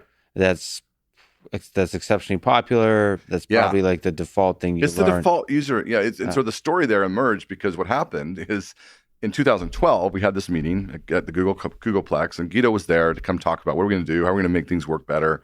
And Wes McKinney, me, Peter has a great photo of me talking to Guido, and he pretends we're talking about this story. Maybe we were, maybe we weren't, but we did at that meeting talk about it and ask Guido, what we need to fix packaging in Python. Like people can't get the stuff. And he said, go fix it yourself. I don't think we're going to do it. All right. It's the origin story right there. All right. You said to do this ourselves. So at the same time, people did start to work on the packaging story in Python. It just took a little longer. So in 2012, kind of motivated by our training courses we were teaching, like very similar to what you just mentioned about your mother. Like it was motivated by the same purpose. Like, how do we get this into people's hands? And it's this big, long process. It takes too expensive. It was actually hurting NumPy development because I would hear people were saying, don't make that change to NumPy because I just spent a week getting my Python environment. And if you change NumPy, I have to reinstall everything. And reinstalling is such a pain, don't do it. I'm like, wait, okay, so now we're not making changes to a library because of the installation problem that it'll cause for end users. Okay, there's a problem with installation. We got to fix this. So we said we're going to make a distribution of Python, and we'd previously done that at Nthought. I wanted to make one that we gave away for free, that everyone could just get. Like that was critical that we could just get it. It wasn't tied to a product. It was just you could get it. And then we had constantly thought about, well, do we just leverage RPM? But the challenge had always been, we want a package manager that works on Windows, Mac OS X, and Linux the same, right? And it wasn't there. Like you don't have anything like that. You have. And for people who don't know, RPM is Red Hat's package manager. Operating system specific package manager. Correct. It's an operating specific. Yes, exactly. So do you create the design question is, do you create an umbrella package manager that works across operating systems? Yes, that was the decision. And a neighboring design question is, do you also create a package manager that spans multiple programming languages? Correct. Exactly. That was the world we faced, and we decided to go multiple operating systems, and programming language independent. Because even Python, and particularly what was important was SciPy has a bunch of Fortran in it, right? And scikit-learn has links to a bunch of C++. There's a lot of compiled code. And the Python package managers, especially early on, didn't even support that. So in 2000, we released Anaconda, which was just a distribution of libraries, but we started to work on Conda in 2012. First version of Conda came out in early 2013, summer of 2013, and it was a package manager. So you could say Conda install scikit-learn. In fact, that was scikit-learn was a fantastic project that emerged. It was the classic example of the scikits. I talked to you earlier about SciPy being too big to be a single library. Well, what the community had done is said, let's make scikits. And there's scikit image, there's scikit-learn, there's a lot of scikits. And it was a fantastic move, that the community did. I didn't do it. I was like, okay, that's a good idea. I didn't like the name. I didn't like the fact you typed scikit image. I was like, that's got to be simpler. sklearn. We got to make that smaller. I don't like typing all this stuff from imports.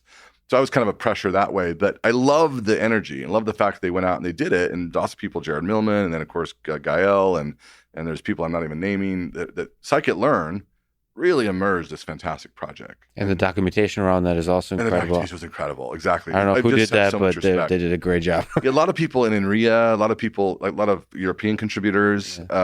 Andreas, there's some Andreas in the US. There's a lot of just people I just adore. I think are amazing people.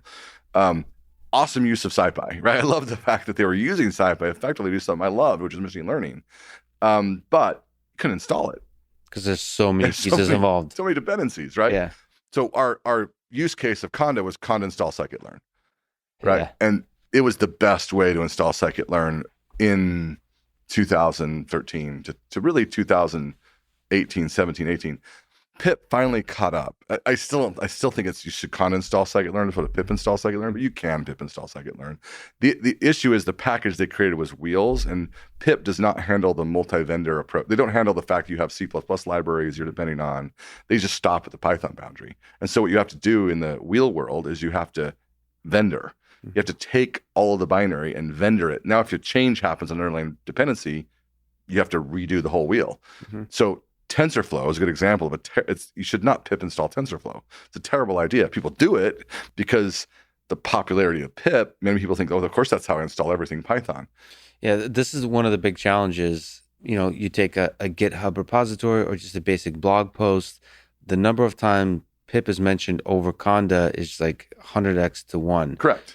And so it just has and to that was do with increasing. It wasn't true early because pip didn't exist. Like Conda came first. So, but that's like the long tail of the internet documentation, user generated. So that like you think, how do I install? You Google, how do I install TensorFlow? You're just not going to see Conda in that first page. Correct, exactly. And that not today. You would have in 2016, 2017. And it's sad because you saw Conda solves a lot of usability issues. Correct. Like for especially super challenging things. I don't know. One of the big pain points for me was just on the computer vision side, OpenCV installation. That perfect example. Yes. I think I don't know if Conda solved that. Conda has an OpenCV package. I don't know. I certainly know pip has not solved. I mean, there's complexities there because. Right. I actually don't know. I should probably know a good answer for this, but if you compile OpenCV with certain dependencies, you'll be able to do certain things. So there's this kind of flexibility of what you like, what options you compile with. Yes. And I don't think it's trivial to do that with Conda or with. So Conda has a notion of variance of a package. You can actually have different compilation versions of a package. So not just the version's different, but this is compiled with these optimizations on. So Conda does have an answer. Has those flavors. Has flavors, basically. Pip, as far as I know, does not have flavors. No, Pip generally hasn't thought deeply about the binary dependency problem, right? Yeah. And that's why fundamentally it doesn't work for the SciPy ecosystem. It barely, you can sort of paper over it and duct tape it and it kind of works until it doesn't and it falls apart entirely. So it's been a mixed bag. And I've been having lots of conversations with people over the years because, again, it's an area where if you understand some things but not all the things, but they've done a great job of community appeal. This is an area where I think Anaconda, as a company, needed to do some things in order to make Conda more community centric, right? And this is I talk about this all the time. There's a balance between every project starts with what I call company backed open source, even if the company is yourself, it's just one person, just doing business as. But ultimately, for projects to succeed virally and become massive influencers, they have to get community people on board. They have to get other people on board.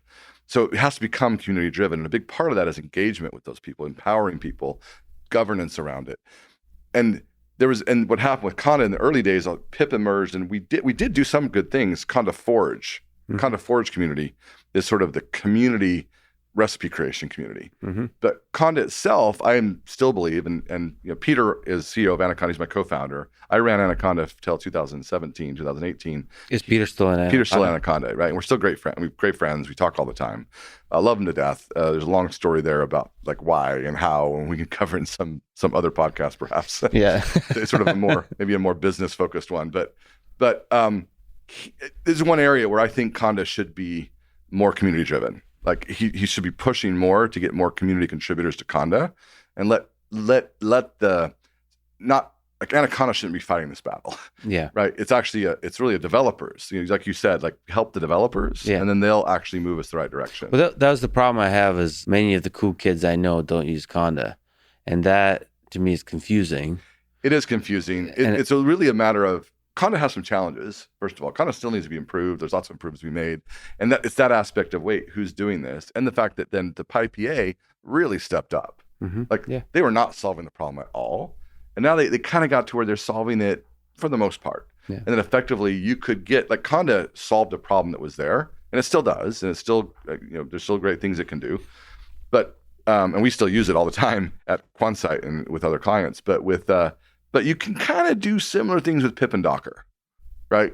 So, especially with the web development community, that part of it again is there's a lot of different kind of developers in the Python ecosystem, and there's still a lack of some clear understanding. I go to the Python conference all the time, and there's only a few people in the PyPA who get it, and then others who are just massively trumpeting the power of pip, but just do not understand the problem. Yeah. So one of the obvious things to me from a non-programmer perspective is a cross operating system usability that's much more natural. So there's people that use Windows, and just it seems much easier to recommend Conda there.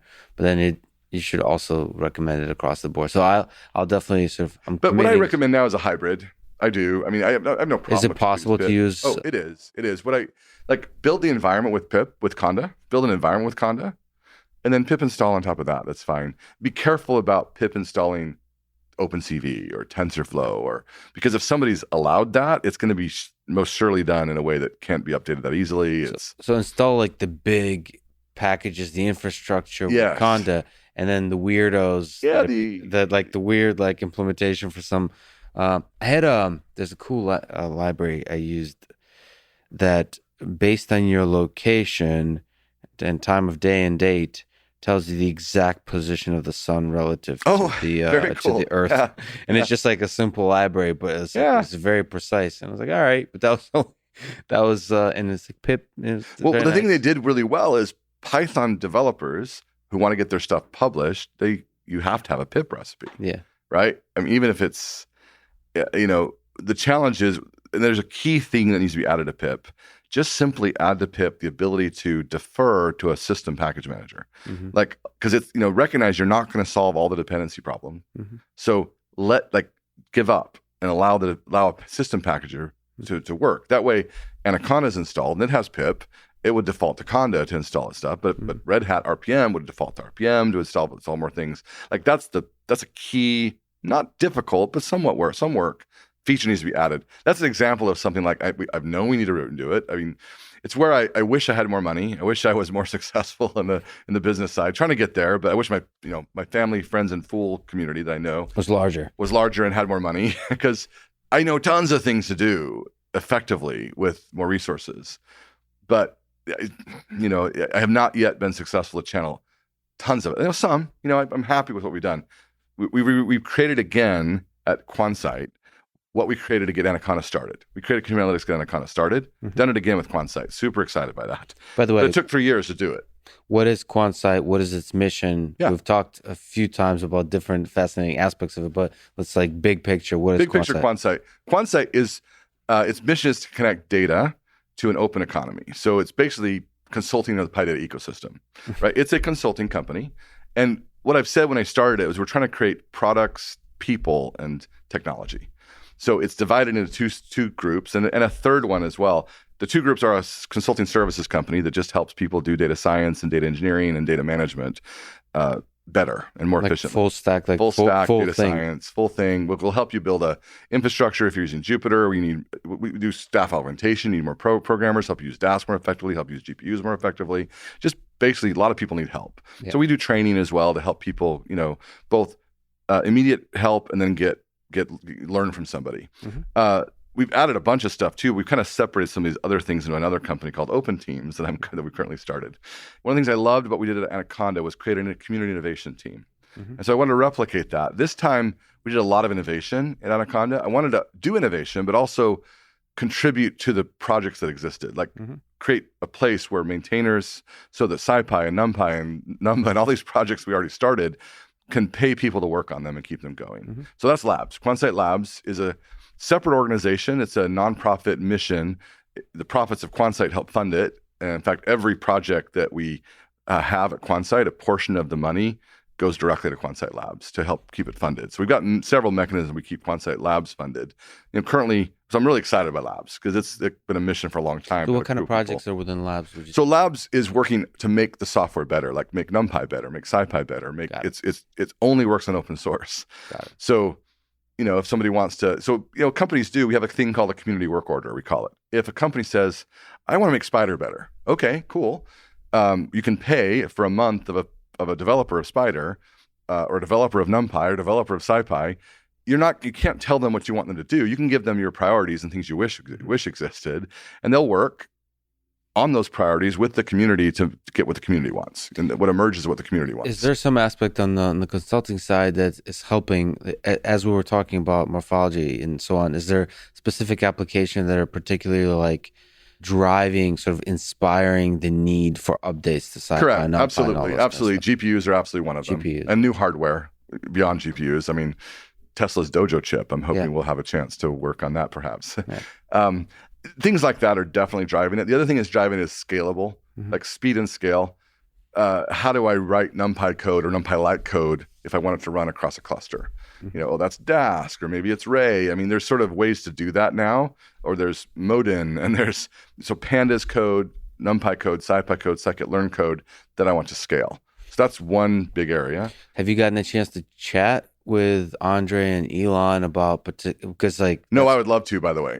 Okay, I have not, but great. I would love to. I just saw their Tesla AI Days video. Yeah. Super excited. So this one of the, I love great software engineering teams and engineering teams in general, and they're doing a lot of incredible stuff with Python. They are revolutionizing so many aspects of the machine learning pipeline. I agree. That's operating in the real world, and so much of that is Python. Like you said, the guy running, Andre Karpathy running Autopilot is tweeting about optimization of NumPy versus I would love to talk to him.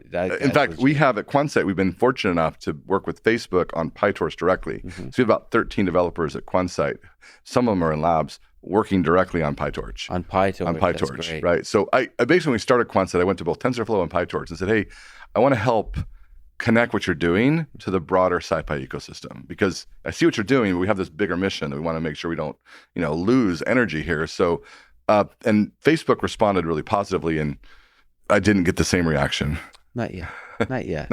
I love the folks at TensorFlow. So I really love the folks at TensorFlow too. They're fantastic. I think it's just how it integrates with their business. I mean, like I said, there's a lot of reasons, just the timing, the integration with their business, what they're looking for. They're probably looking for more users, and I was looking to kind of have some development effort, and they couldn't receive that as easily, I think. So I'm really hopeful, and love the people there. What's the idea behind OpenTeams? So OpenTeams, I'm super excited about OpenTeams because it's I mentioned my idea for investing directly in open source. So that's a concept called FaroSS. But one of the things when we started Quansight, we knew we would do is we develop products and ideas, and new companies might come out. At Anaconda, this was clear, right? Anaconda, we did so much innovation that like 5 or 6 companies could have come out of that. And we just didn't structure it so they could. But in fact, they have. You look at Dask, there's 2 companies coming out of Dask. Bokeh could be a company. There's like lots of companies that could exist off the work we did there. And so I thought, here's a recipe for an incubation, a concept that we could actually spawn new companies and new innovations. And then the idea has always been, well, money they earn should come back to fund the open source project. So labs is, I think there should be a lot of things like Quansight Labs. I think this concept is one that scales. You could have a lot of open source research labs. Along the way, so in 2018, when the bigger idea came, how to make open source investable, I said, I need to create a venture fund. So we created a venture fund called Quansight Initiate at the same time. It's an angel fund, really. It's, we've started to learn that process. How do we actually do this? How do we get LPs? How do we actually go in this direction and build a fund?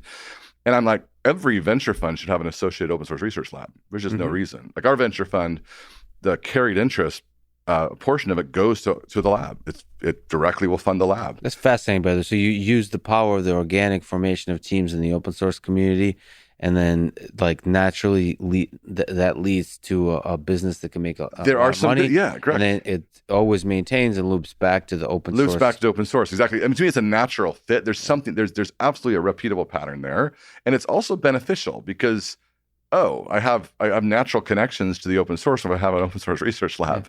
Like they'll be out there talking to people, and so we've had a chance to talk to a lot of early stage companies, and our fund focuses on the early stage. So Quansight has the services, the lab, the fund, right? In that process, a lot of stuff started to happen. We're like, we started to do recruiting and support and training, and I was starting to build a bigger sales team and marketing team and people besides just developers.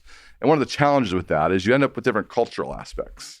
Developers, in any company you go to, you can kind of go, look, is this a business-led company, a developer-led company? Do they kind of coexist? What's the interface between them? There's always a bit of a tension there, like we were talking about before. What is the tension there?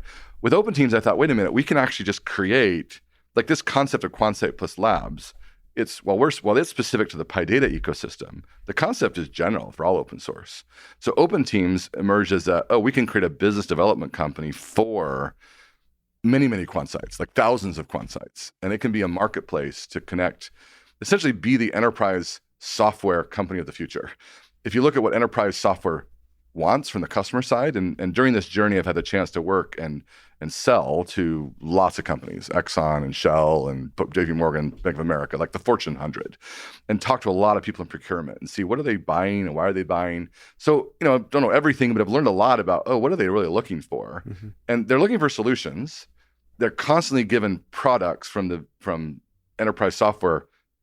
Here's open source, lead enterprise software, now I buy it. And then they have to stitch it together into a solution. Mm-hmm. Open source is fantastic for gluing those solutions together. Mm-hmm. So, whereas they keep getting new platforms they're trying to buy, what most enterprises want is tools that they can customize that are as inexpensive as they can. Yeah, and so you almost want to maintain the connection to the open source because that's so OpenTeams is about solving enterprise software problems. Brilliant idea, by the way. With a connect, but we do it honoring the topology. We don't hire all the people. Mm-hmm. We are a network connecting the sales energy and the procurement energy, and we work on the business side, get the deals closed, and then have a network of partners like Quansight and others who we hand the deals to, right, to actually do the work. And then we have to maintain. I feel like we have to maintain some level of quality control so that the client can rely on OpenTeams to ensure the delivery. It's not just here's a lead, go figure that out, but no, we're going to make sure you get what you need. Yeah. Right. By the way, it's such a skill, and I don't know if I have the patience or ever will have the patience to talk to the business people, or more specific. I mean, there's all kinds of flavors of business people, or there are, marketing people. There's a challenge. I hear what you're saying because I've had the same challenge. Yeah, and it's true. There's sometimes you think, okay, this is way overwrought. Yeah, but you have to become an adult, and you have to because the companies have needs. They have ways to make money, and they also want to learn and grow. And it's your job to kind of educate them on the best way, like the value of open source, for example. Right, and I'm really grateful for all my experiences over the past 14 years. Understanding that side of it and still learning for sure, but not just understanding from companies, but also dealing with marketing professionals and sales professionals and people that make a career out of that, and understanding what they're thinking about, and also understanding, let's make this better. Yeah. Like we can really make a place. Like OpenTeams I see as the transmission layer between companies and open source communities, producing enterprise software solutions. Like eventually we want to, like today we're taking on SaaS and MATLAB and tools that we know we can replace for folks. Mm-hmm. Really, anytime you have a software tool at an organization where you have to do a lot of customization to make it work for you.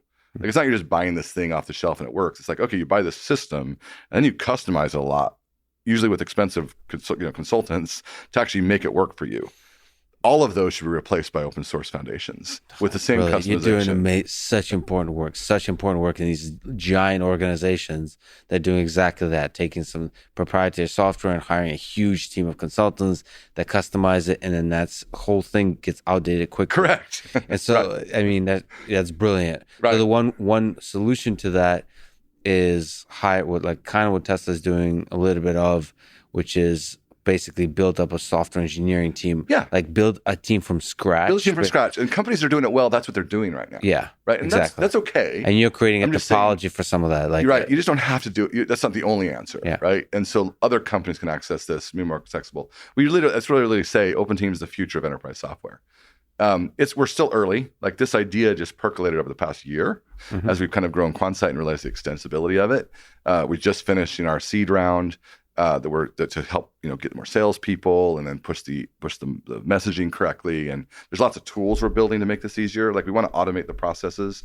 We feel like a lot of the power is the efficiency of the sales process. There's a lot of wasted energy in small teams and the sales energy to get into large companies and make a deal. There's a lot of money spent on that process. So creating the tools and processes for that sales. Make that super seamless so a single company can go, I've got my contract with OpenTeams. We've got a subscription they can get.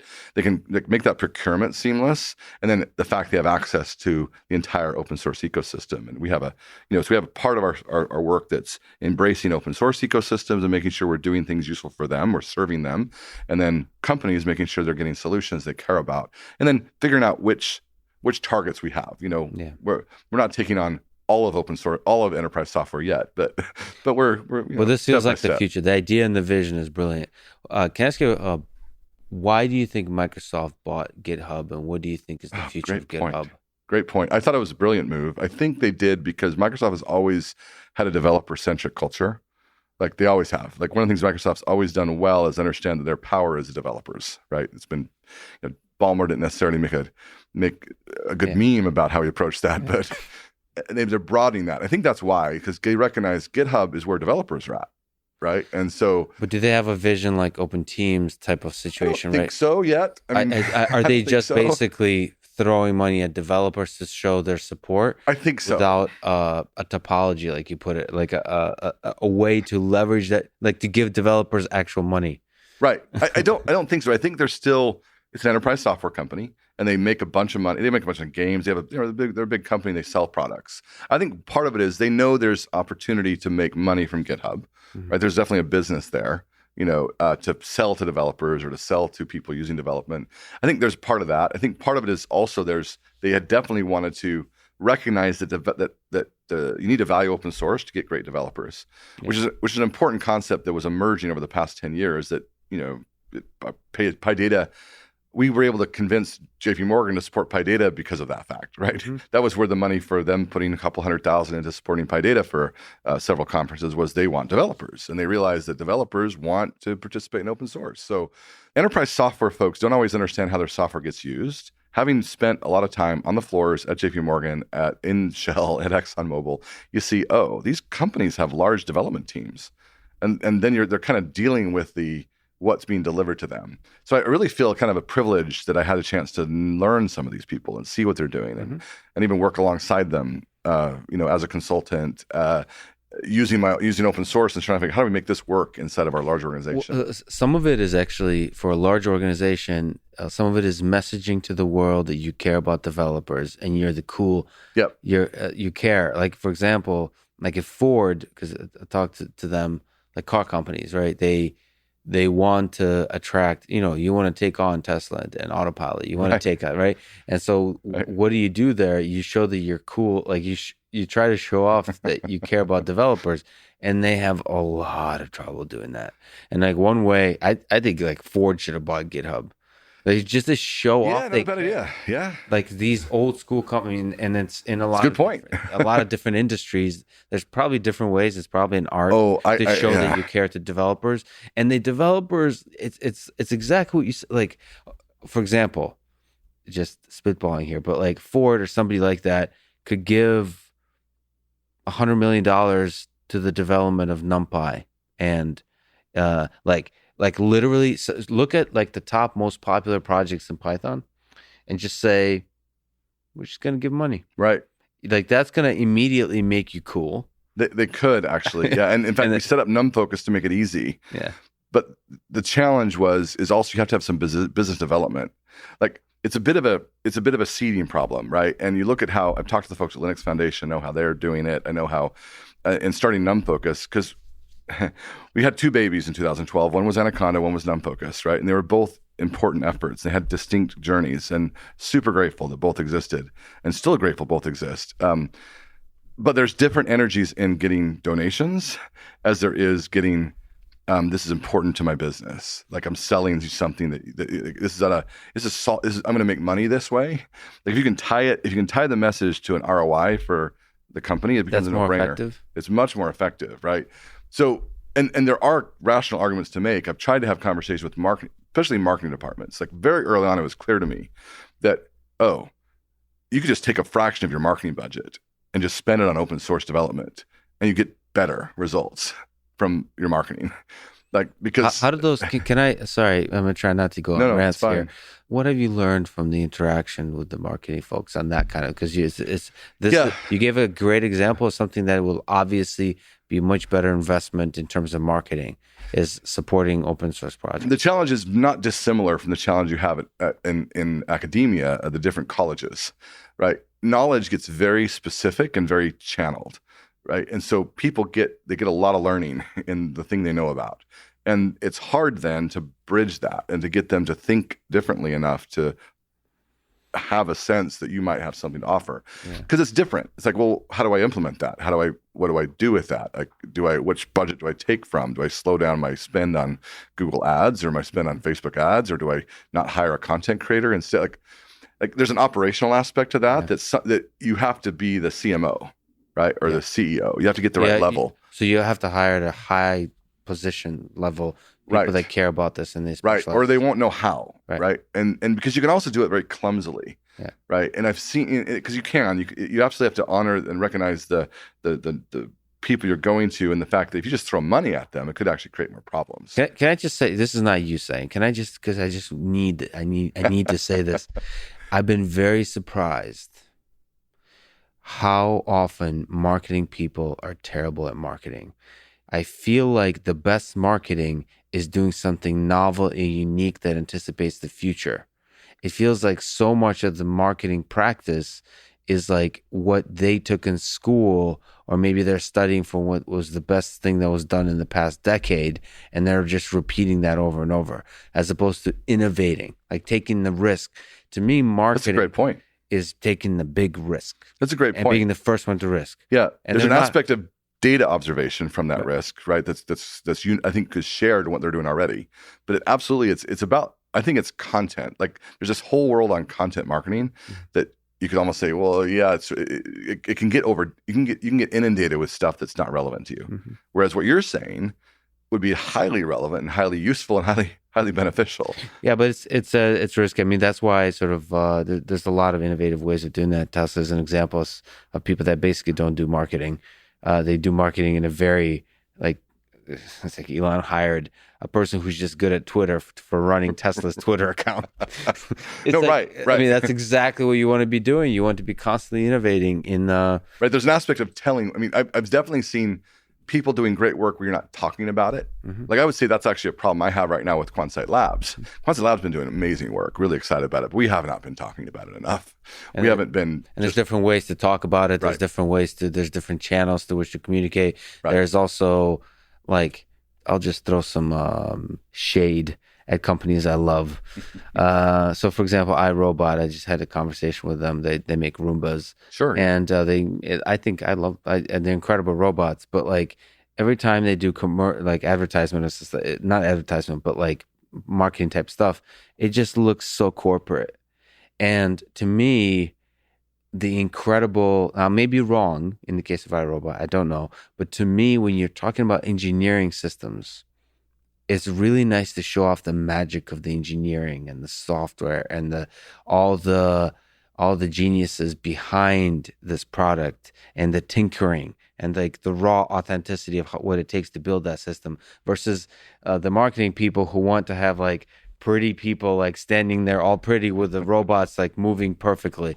So to me, there's some aspect. It's like speaking to the hackers. You have to throw some bones, some care towards the engineers, the developers, because there's some aspect, one, for the hiring, but two, there's an authenticity to that kind of communication that's really inspiring to the end user as well. Like if they know that brilliant people, the best in the world, are working at your company, they start to believe that product that you're creating is really good. It's interesting because your initial reaction would be, wait, there's different users here. Why would you do that to, my wife bought a Roomba, but she loves developers. She loves me, but she doesn't care about that culture. But it's interesting what you said is actually the authenticity, because everyone has a friend, everyone knows people. There's word of mouth. I mean, word of mouth is so powerful. Yeah, exactly. And that's interesting because I think it's the lack of that realization. There's this halo effect, right? And that also influences your general marketing. Interesting. For some stupid reason, I do have a platform, and it seems that the reason I have a platform, many others like me, millions of others, is like the authenticity, and like we get excited naturally about stuff. Yeah, and like I don't want to get excited about that iRobot video because it's boring, it's marketing, it's corporate, as opposed to I wanted to do some fun. This is me, like a shout out to iRobot, is they're not letting me get into the robot. Yeah, well, there's an aspect of that could be benefiting from a culture of modularity, like add-ons, and like that could actually dramatically help. You've seen that over history. I mean, Apple is an example of a company like that, or the like. I can see what your point is that you have something that needs to be adopted broadly. The concept needs to be adopted broadly. Yeah. And if you want to go beyond this one device, you need to engage this community. Yeah, and connecting to the open source, as you said. I got to ask you, you're a programmer, one of the most impactful programmers ever. You've led many programmers. You lead many programmers. What are some, from a programmer perspective, what makes a good programmer? What makes a productive programmer? Is there a advice you can give to be a great programmer in this world? Great question. And there are times in my life I'd probably answer this even better than I hope maybe give an answer today. Because I thought about this numerous times. Like right now, I've spent on so much time recently hiring salespeople that your mind is a little bit on something else. On something else. But I reflected on the past, and also, I have the only way I can do this is I have some really great programmers that I work with who lead the teams that they lead. And my goal is to inspire them and hopefully help them, encourage them, and help them encourage with their teams. I would say there's a couple of things. One is curiosity. Like I think a programmer without curiosity is mundane. Like you'll lose interest. You won't do your best work. So it's an affect. It's sort of have some curiosity about things. Mm-hmm. I think 2, don't try to do everything at once. Recognize that we're limited as humans. You're limited as a human, mm-hmm. and each one of us are limited in different ways. We all have our different strengths and skills. So it's adapting the art of programming to your skills. One of the things that always works is to limit what you're trying to solve, mm-hmm. right? So if you're part of a team, usually maybe somebody else has put the architecture together and they've given a portion for you. If you're young, mm-hmm. if you're not part of a team, it's sort of breaking down the problem into smaller parts is essential for you to make progress. Mm-hmm. It's very easy to take on a big project and try to do it all at once, and you get lost, and then you do it badly. And so thinking about, very concretely what you're doing, defining the inputs and outputs, defining what you want to get done. Even just talking about that like writing down before you write code, just what are you trying to accomplish? And being very specific about it really, really helps. I think using other people's work, right? Don't be afraid that somehow you're like you should do it all. Like nobody does. Stand on the shoulders of giants and copy and paste from Stack Overflow. Copy and paste from Stack Overflow. It's like, but don't just copy and paste. This is particularly relevant in the era of codecs and the auto-generated code, which is essentially I see as an indexing of Stack Overflow. Right, exactly. Essentially, it's like it's a search engine. It's a search engine over Stack Overflow, basically. So it's not. I mean, we've had this for a while. Yeah. But really, you want to cut and paste, but not blindly. Like, absolutely, I've cut and paste to understand. But then you understand. Oh, this is what this means. Oh, this is what it's doing, and understand as much as you can. So it's critical. That's where the curiosity comes in. If you're just blindly cutting and pasting, you're not going to understand. So understand, and then be sensitive to hype cycles, right? Every few often there's always test-driven development is the answer. Oh, object-oriented is the answer. Oh, there's always an answer. Agile is the answer. Be cautious of jumping onto a hype cycle. Like, likely there's signal, like there's a thing there that's actually valuable you can learn from, but it's almost certainly not the answer to everything you need. What lessons do you draw from you having created NumPy and SciPy, like in service of sort of answering the question of what it takes to be a great programmer and giving advice to people? Yeah. How can you be the next person to create a SciPy? Yeah. So one is listen. To? Listen. To who? To people that have a problem, right? Which is everybody, right? But listen to many and try to, then do. Like, you're going to have to do an experiment, fall down. Don't be afraid to fall down. Don't be afraid. The first thing you do is probably going to suck, and that's okay. Right. It's honestly, I think iteration is the key to innovation. And it's almost that psychological, hesitation we have to just, iterate. Like, yeah, we know it's not great, but next someone will be better. I mean, just keep learning and keep improving and keep improving. So it's an attitude. And then it doesn't take intense concentration, right? Good things don't happen it's not quite like TikTok or like Facebook. You can't scroll your way to good programming, right? There are, sincere like hours of deep. Don't be afraid of the deep problem. Like, often people will run away from something because, I can't solve this. And you might be right, but give it an hour, give it a couple of hours and see. And, just 5 minutes not gonna give you that. Was it lonely when you were building SciPy and NumPy? Hugely, yeah, absolutely lonely in the sense of you had to have an inner drive, and that inner drive for me always comes from I have to see that this is right in some angle. I have to believe it that this is the right approach, the right thing to do. With SciPy, it was like, oh yeah, the world needs libraries in Python. Clearly, Python's popular enough with enough influential people to start, and it needs more libraries. Mm-hmm. So that is a good in of itself. So I'm going to go do that good. So find a thing that you know is good, and just work on it. So that has to happen, and it is. And you kind of have to have enough realization of your mission to be okay with the naysayer or the fact that not everybody joins you up front. In fact, one thing I've talked to people a lot, I've seen a lot of projects come and some fail. Like not everything I've done has actually worked perfectly. I've tried a bunch of stuff that, okay, that didn't really work, or this isn't working and why. But you see the patterns. And one of the key things is you can't even know for 6 months. I say 18 months right now. If you're starting a new project, you got to give it a good 18-month run before you even know if the feedback's there. Like you're not going to know in 6 months. You might have the perfect thing, but 6 months from now, it's still emerging. So give it time, because you're dealing with humans, and humans have an inertia energy that just doesn't change that quickly. So let me ask a silly question, but like you said, you're focused on the sales side of things currently, but back when you were actively programming, maybe in the 90s, you talked about IDEs.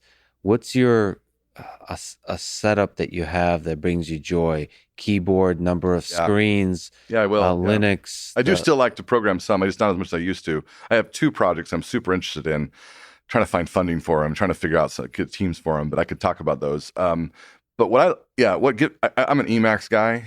Great. Thank the superior editor, everybody. I don't often delete tweets, but one of the tweets I deleted when I said Emacs was better than Vim, and then the hate I got from is. I was like, I'm walking away from this. I do too. I don't push it. I mean, I'm just joking, of course. But yeah, exactly. It's kind of like, but it's people fun. Do take the editor seriously, they take right? it. I did it as but a it's joke. Your life. It is. But there's something beautiful to me about Emacs. But for people that love Vim, there's something beautiful to them about that. I mean, I do use Vim for quick editing, like command line. If I say quick editing, I will still sometimes use it, but not much. Like it's simple, correct a single edited character. So when you were developing SciPy, you were using Emacs? Yeah, SciPy and NumPy are all written in Emacs on a Linux box, and CVS, and then SVN version control. Mm-hmm. Git came later. Like Git has, I love distributed branch stuff. I think Git is pretty complicated, but I love the concept. And also, of course, GitHub is, and then GitLab make Git definitely consumable. But that came later. Did you ever touch Lisp at all? What were your emotional feelings about all the parentheses? Great question. So I find myself appreciating Lisp today much more than I did early, because when I came to programming, I knew programming, but I was a domain expert, right? And to me, the parentheses were in the way. Mm-hmm. It's like, wow, it's just all this, like, it just gets in the way of my thinking about what I'm doing. So why would I have all these, right? That was my initial reaction to it. Now as I appreciate kind of the structure that kind of naturally maps to a logical thinking about a program, I can appreciate them, right? And why it's actually, you could create editors that make it not so problematic, right? Honestly. Yeah. So I actually have a much more appreciation of Lisp and things like Clojure, and there's Hy-V, which is a Python, a Lisp that compiles the Python bytecode. I think it's challenging. Like typically these languages are I even saw a whole data science programming system in Lisp that somebody created, which is, cool. But again, I think it's the lack of recognition of the fact that there exists what I call occasional programmers. Yes. People that are never going to be programmers for a living. They don't want to have all the cuteness in their head. They want just, it's why BASIC, Microsoft had the right idea with BASIC in terms of having that be the language of Visual Basic, the language of Excel and SQL Server. They should have converted that to Python 10 years ago. Like the world would be a better place if they had. But there's also there's a beauty and a magic to the history behind a language. In Lisp, some of the most interesting people in the history of computer science and artificial intelligence have used Lisp. So yes, you feel... Well, it's back to that language. When you have a language, you can think in it. Yeah. And it helps you think better. And it attracts a certain kinds of people that think in a certain kind of way, and then that's there. Okay, so what about like small laptop with a tiny keyboard, or is there like three screens? Good question. I've never gotten into the many screens, to be honest. I mean, and maybe it's because in my head I kind of just swap between windows. Right. Like partly because I guess I really can't process 3 screens at once anyway. Like I just am looking at one and I just flip. I flip an application open. So what about where it's really helpful is actually when I'm trying to do, here's data and I want to input it from here. Right. Like that's the only time I really need another screen. So now, because you're both a developer, lead developers, but then there's also these businesses and there's salespeople, and you're working with large companies, operations people, hiring people, the whole thing. Which operating system is your favorite still at this point? So Linux was the early days. So yeah, I love Linux as a server side, and it was early days. I had my own Linux desktop.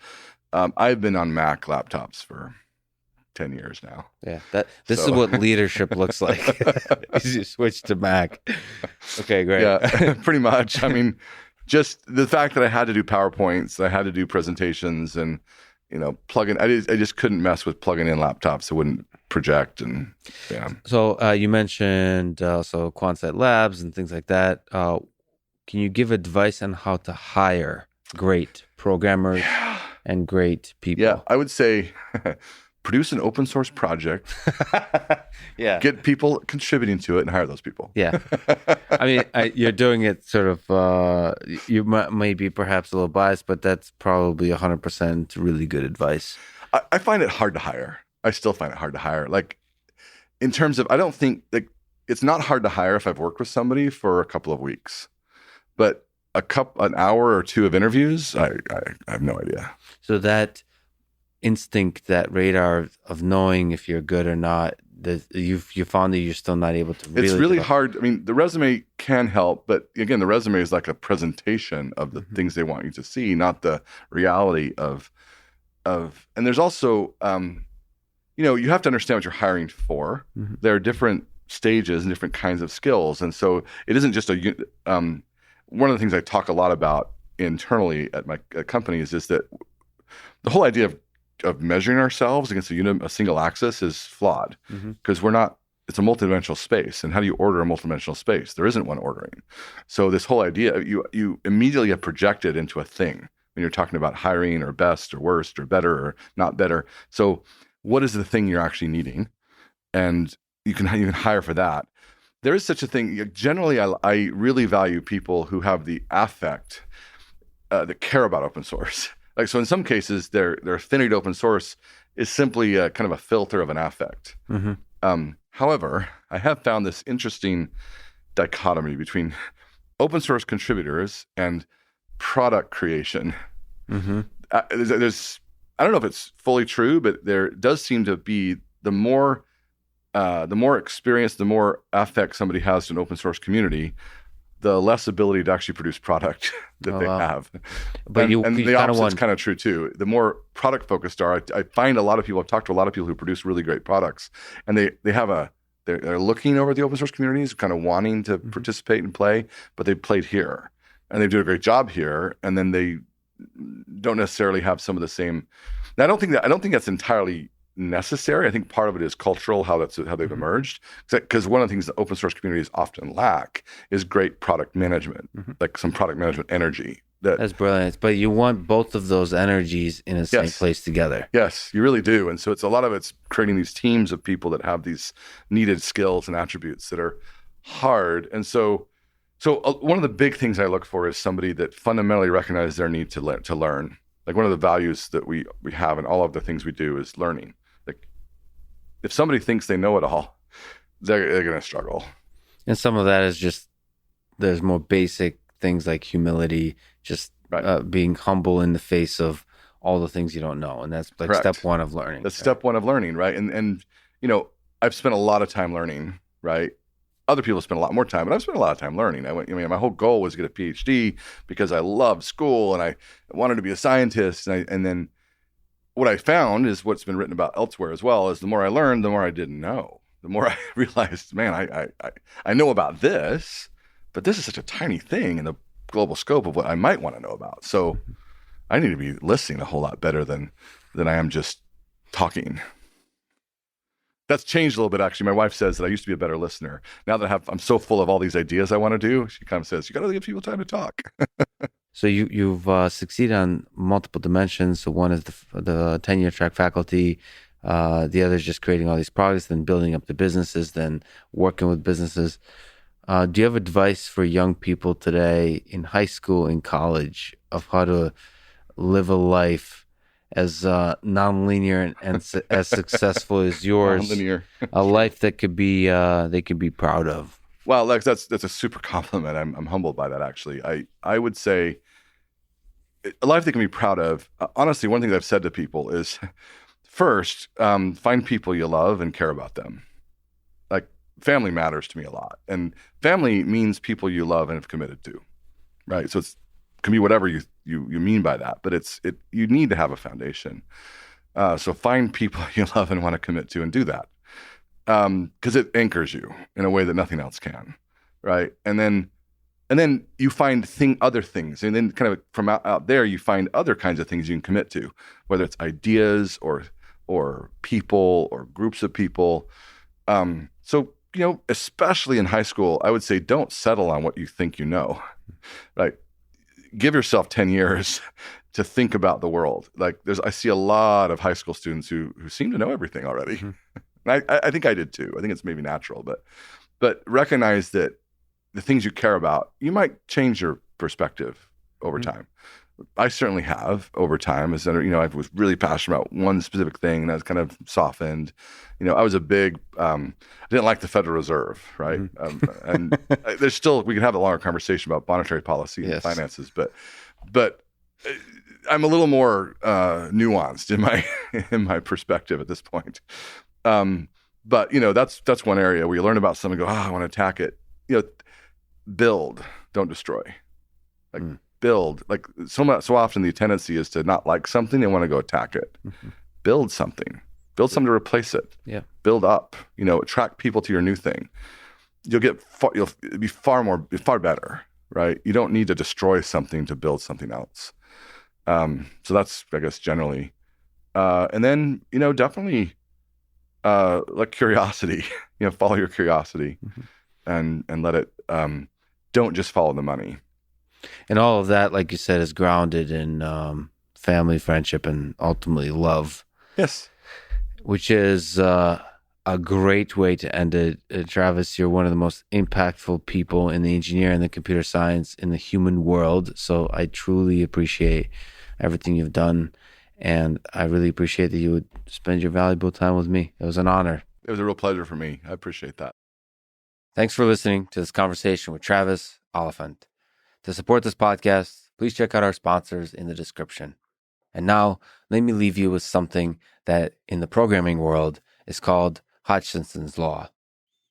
Every sufficiently advanced Lisp application will eventually be re-implemented in Python.